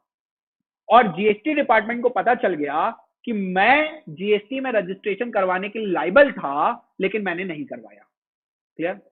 तो जैसे ही जीएसटी डिपार्टमेंट को पता चला कि मैं जीएसटी में रजिस्ट्रेशन कराने के लिए लाइबल था लेकिन मैंने नहीं कराया, मतलब मैं फेल्स टू ऑब्टेन रजिस्ट्रेशन, मैं लाइबल था लेकिन मैं फेल हो गया रजिस्ट्रेशन कराने में, तो जीएसटी डिपार्टमेंट, कौन? जीएसटी डिपार्टमेंट खुद मेरा रजिस्ट्रेशन कर देगा। मैंने तो नहीं कराया ना, मैं तो करवाने के लिए लाइबल था लेकिन मैंने नहीं कराया, तो जीएसटी डिपार्टमेंट खुद मेरा रजिस्ट्रेशन कर देगा। लेकिन वो रजिस्ट्रेशन कैसा होगा? टेम्परेरी। टेम्परेरी रजिस्ट्रेशन वो मुझे ग्रांट कर देगा, कौन से फॉर्म में? जीएसटी आरईजी 12 में। 25(8) क्या बोलता है? क्योंकि मैं जीएसटी में रजिस्ट्रेशन कराने के लिए लाइबल था, बराबर? 25(8) क्या बोलता है? क्योंकि मैं जीएसटी में रजिस्ट्रेशन कराने के लिए लाइबल था, लेकिन मैं क्या हो गया? फेल। मैंने अपने आप को जीएसटी में रजिस्ट्रेशन नहीं करवाया, तो जीएसटी डिपार्टमेंट क्या करेगा? खुद से, है ना, जीएसटी डिपार्टमेंट क्या करेगा? खुद से मेरे को टेम्परेरी रजिस्टर कर देगा और मेरे को एक ऑर्डर भेज देगा कि हमने आपको टेम्परेरी रजिस्टर कर दिया। और वो ऑर्डर कौन से फॉर्म में आएगा? जीएसटी आरईजी 12 में। चूंकि ये मेरा रजिस्ट्रेशन टेम्परेरी है, तो जैसे ही मेरा टेम्परेरी रजिस्ट्रेशन हुआ, अब मुझे 90 डेज मिलेंगे। कितने दिन? 90 डेज, कि मैं अपने आप को परमानेंट रजिस्ट्रेशन करवा दूं। ठीक है। तो अगर आप कभी अपने आप को रजिस्ट्रेशन करवाने में फेल होते हो, आप लाइबल थे लेकिन आपने अपने आप को रजिस्टर नहीं कराया, तो जीएसटी डिपार्टमेंट टेम्परेरी आपको रजिस्टर कर देगा और ऑर्डर दे देगा जीएसटी REG 12 में कि हमने आपको टेम्परेरी रजिस्टर कर दिया। और अब आपको कितने दिन मिलेंगे? 90 डेज। मतलब जिस पर्सन को टेम्परेरी रजिस्टर किया गया उसको कितने दिन मिलेंगे? 90 डेज, कि वो अपने आप को परमानेंट रजिस्ट्रेशन करवा लो। क्लियर हुआ क्या 25(8)? चलिए बताइए, क्या सेक्शन 25(8) आपको क्लियर है? बोलिए, क्या सेक्शन 25(8) आप लोगों को क्लियर है? तो अपन आगे बढ़ते हैं।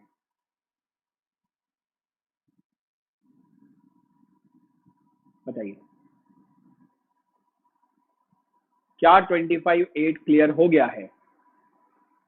बराबर, कुछ भी डाउट है तो पूछ लीजिएगा।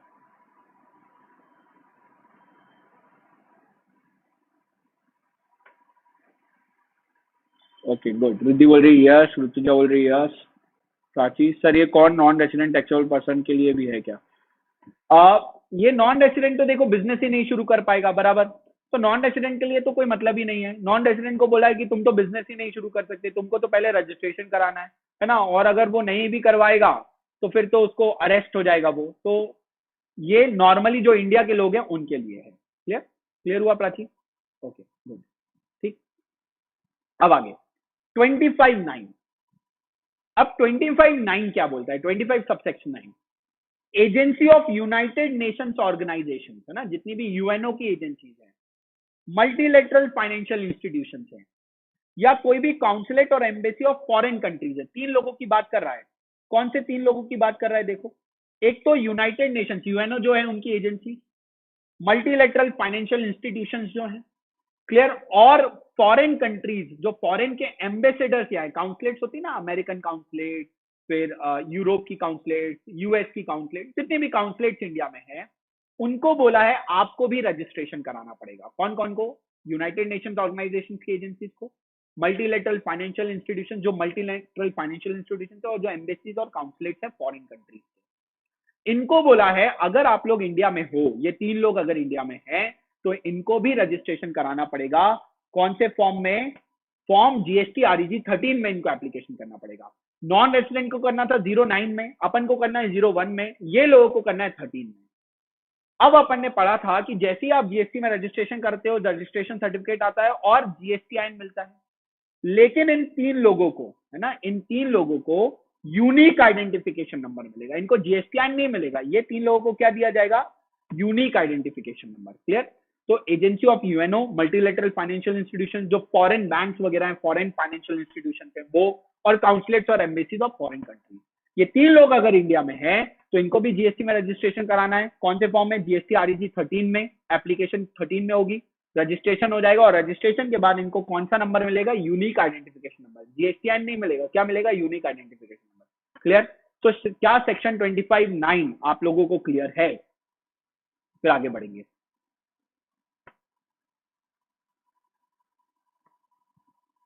25 सबसेक्शन 9 क्लियर है?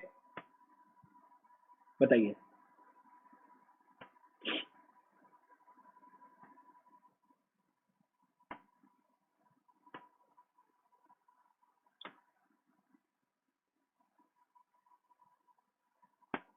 बताइए बताइए।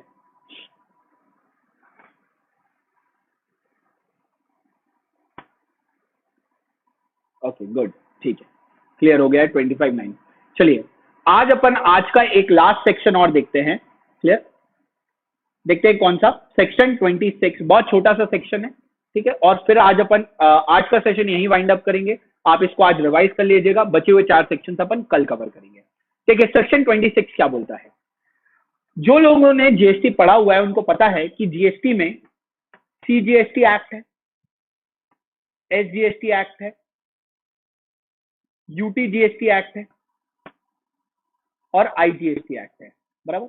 और एक और है GST compensation to states act, but उसका अपने को काम नहीं है ना। ये जो अपन 22 से लेके 30 तक जो सेक्शन पढ़ रहे हैं वो कौन से सेक्शन के पढ़ रहे हैं? कौन से एक्ट के पढ़ रहे हैं? CGST act.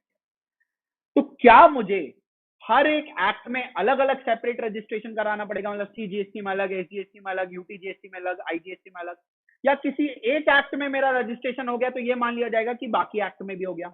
तो इसके लिए डाला गया सेक्शन 26। सेक्शन 26 क्या बोलता है? सेक्शन 26 बोलता है grant of registration under one act shall be deemed to be grant of registration under other act. मतलब अगर आपका रजिस्ट्रेशन सीजीएसटी एक्ट में हो गया है तो आपको एसजीएसटी, यूटीजीएसटी और आईजीएसटी एक्ट में रजिस्ट्रेशन कराना कंपलसरी नहीं है। मतलब अलग से आपको रजिस्ट्रेशन नहीं कराना है। किसी एक एक्ट में आपका रजिस्ट्रेशन हो गया तो ये मान लिया जाएगा आप एसजीएसटी में भी रजिस्टर्ड हो, यूटीजीएसटी में भी हो, आईजीएसटी। क्लियर? अब 26 का अगला पॉइंट क्या बोलता है? Rejection in one act shall be deemed to be rejection in other act. मतलब लेट्स से आपने अपने आप को सीजीएसटी एक्ट में रजिस्ट्रेशन करवाया, लेकिन जीएसटी ऑफिसर ने आपको रिजेक्ट कर दिया। जीएसटी ऑफिसर ने बोला हम आपको जीएसटी में रजिस्ट्रेशन नहीं करेंगे।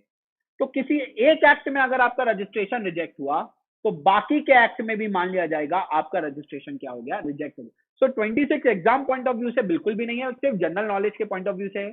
26 का 1 बोलता है, क्या बोलता है कि अगर एक एक्ट में आप रजिस्टर्ड हो तो आप ये मान लो कि आप बाकी के एक्ट में भी रजिस्टर्ड हो। 26(2) क्या बोलता है कि अगर आपका एक एक्ट में रजिस्ट्रेशन रिजेक्ट हुआ तो आपके बाकी के एक्ट में भी रजिस्ट्रेशन रिजेक्ट हो गए। आई होप सेक्शन 26 भी अब आपको क्लियर हो गया होगा। चलिए बताइए, सेक्शन 26 क्लियर हो गया? तो अपन ने 22 से लेके 26 तक क्लियर कर लिया है। चलिए बताइए, सेक्शन 22 से लेके 26 तक अपन ने पढ़ लिया है। आई होप 26 आपको क्लियर होगा। जनरल नॉलेज के पॉइंट ऑफ व्यू से ही है ना? एग्जाम के पॉइंट ऑफ व्यू से इसका कोई लेना देना नहीं है।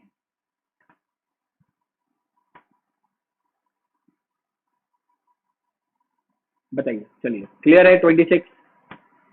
एक एक्ट में रजिस्ट्रेशन तो बाकी के एक्ट में भी रजिस्ट्रेशन, एक एक्ट में रिजेक्ट हुआ तो बाकी के एक्ट में भी रिजेक्ट हो गए। ओके, रिद्धि बोल रही है यस, सौम्या बोल रही है यस, प्रांजलि बोल रही है यस, सतीश बोल रहा है यस। ओके ग्रेट, ठीक है। तो अब आज आपको क्या करना है? आज आपको यही करना है कि 22 से लेके 26 तक आप पूरा रिवाइज कर लीजिए। क्लियर है? कल अपन 27 से लेके 30 तक कंप्लीट करेंगे। बराबर? चलिए, थैंक यू सो मच।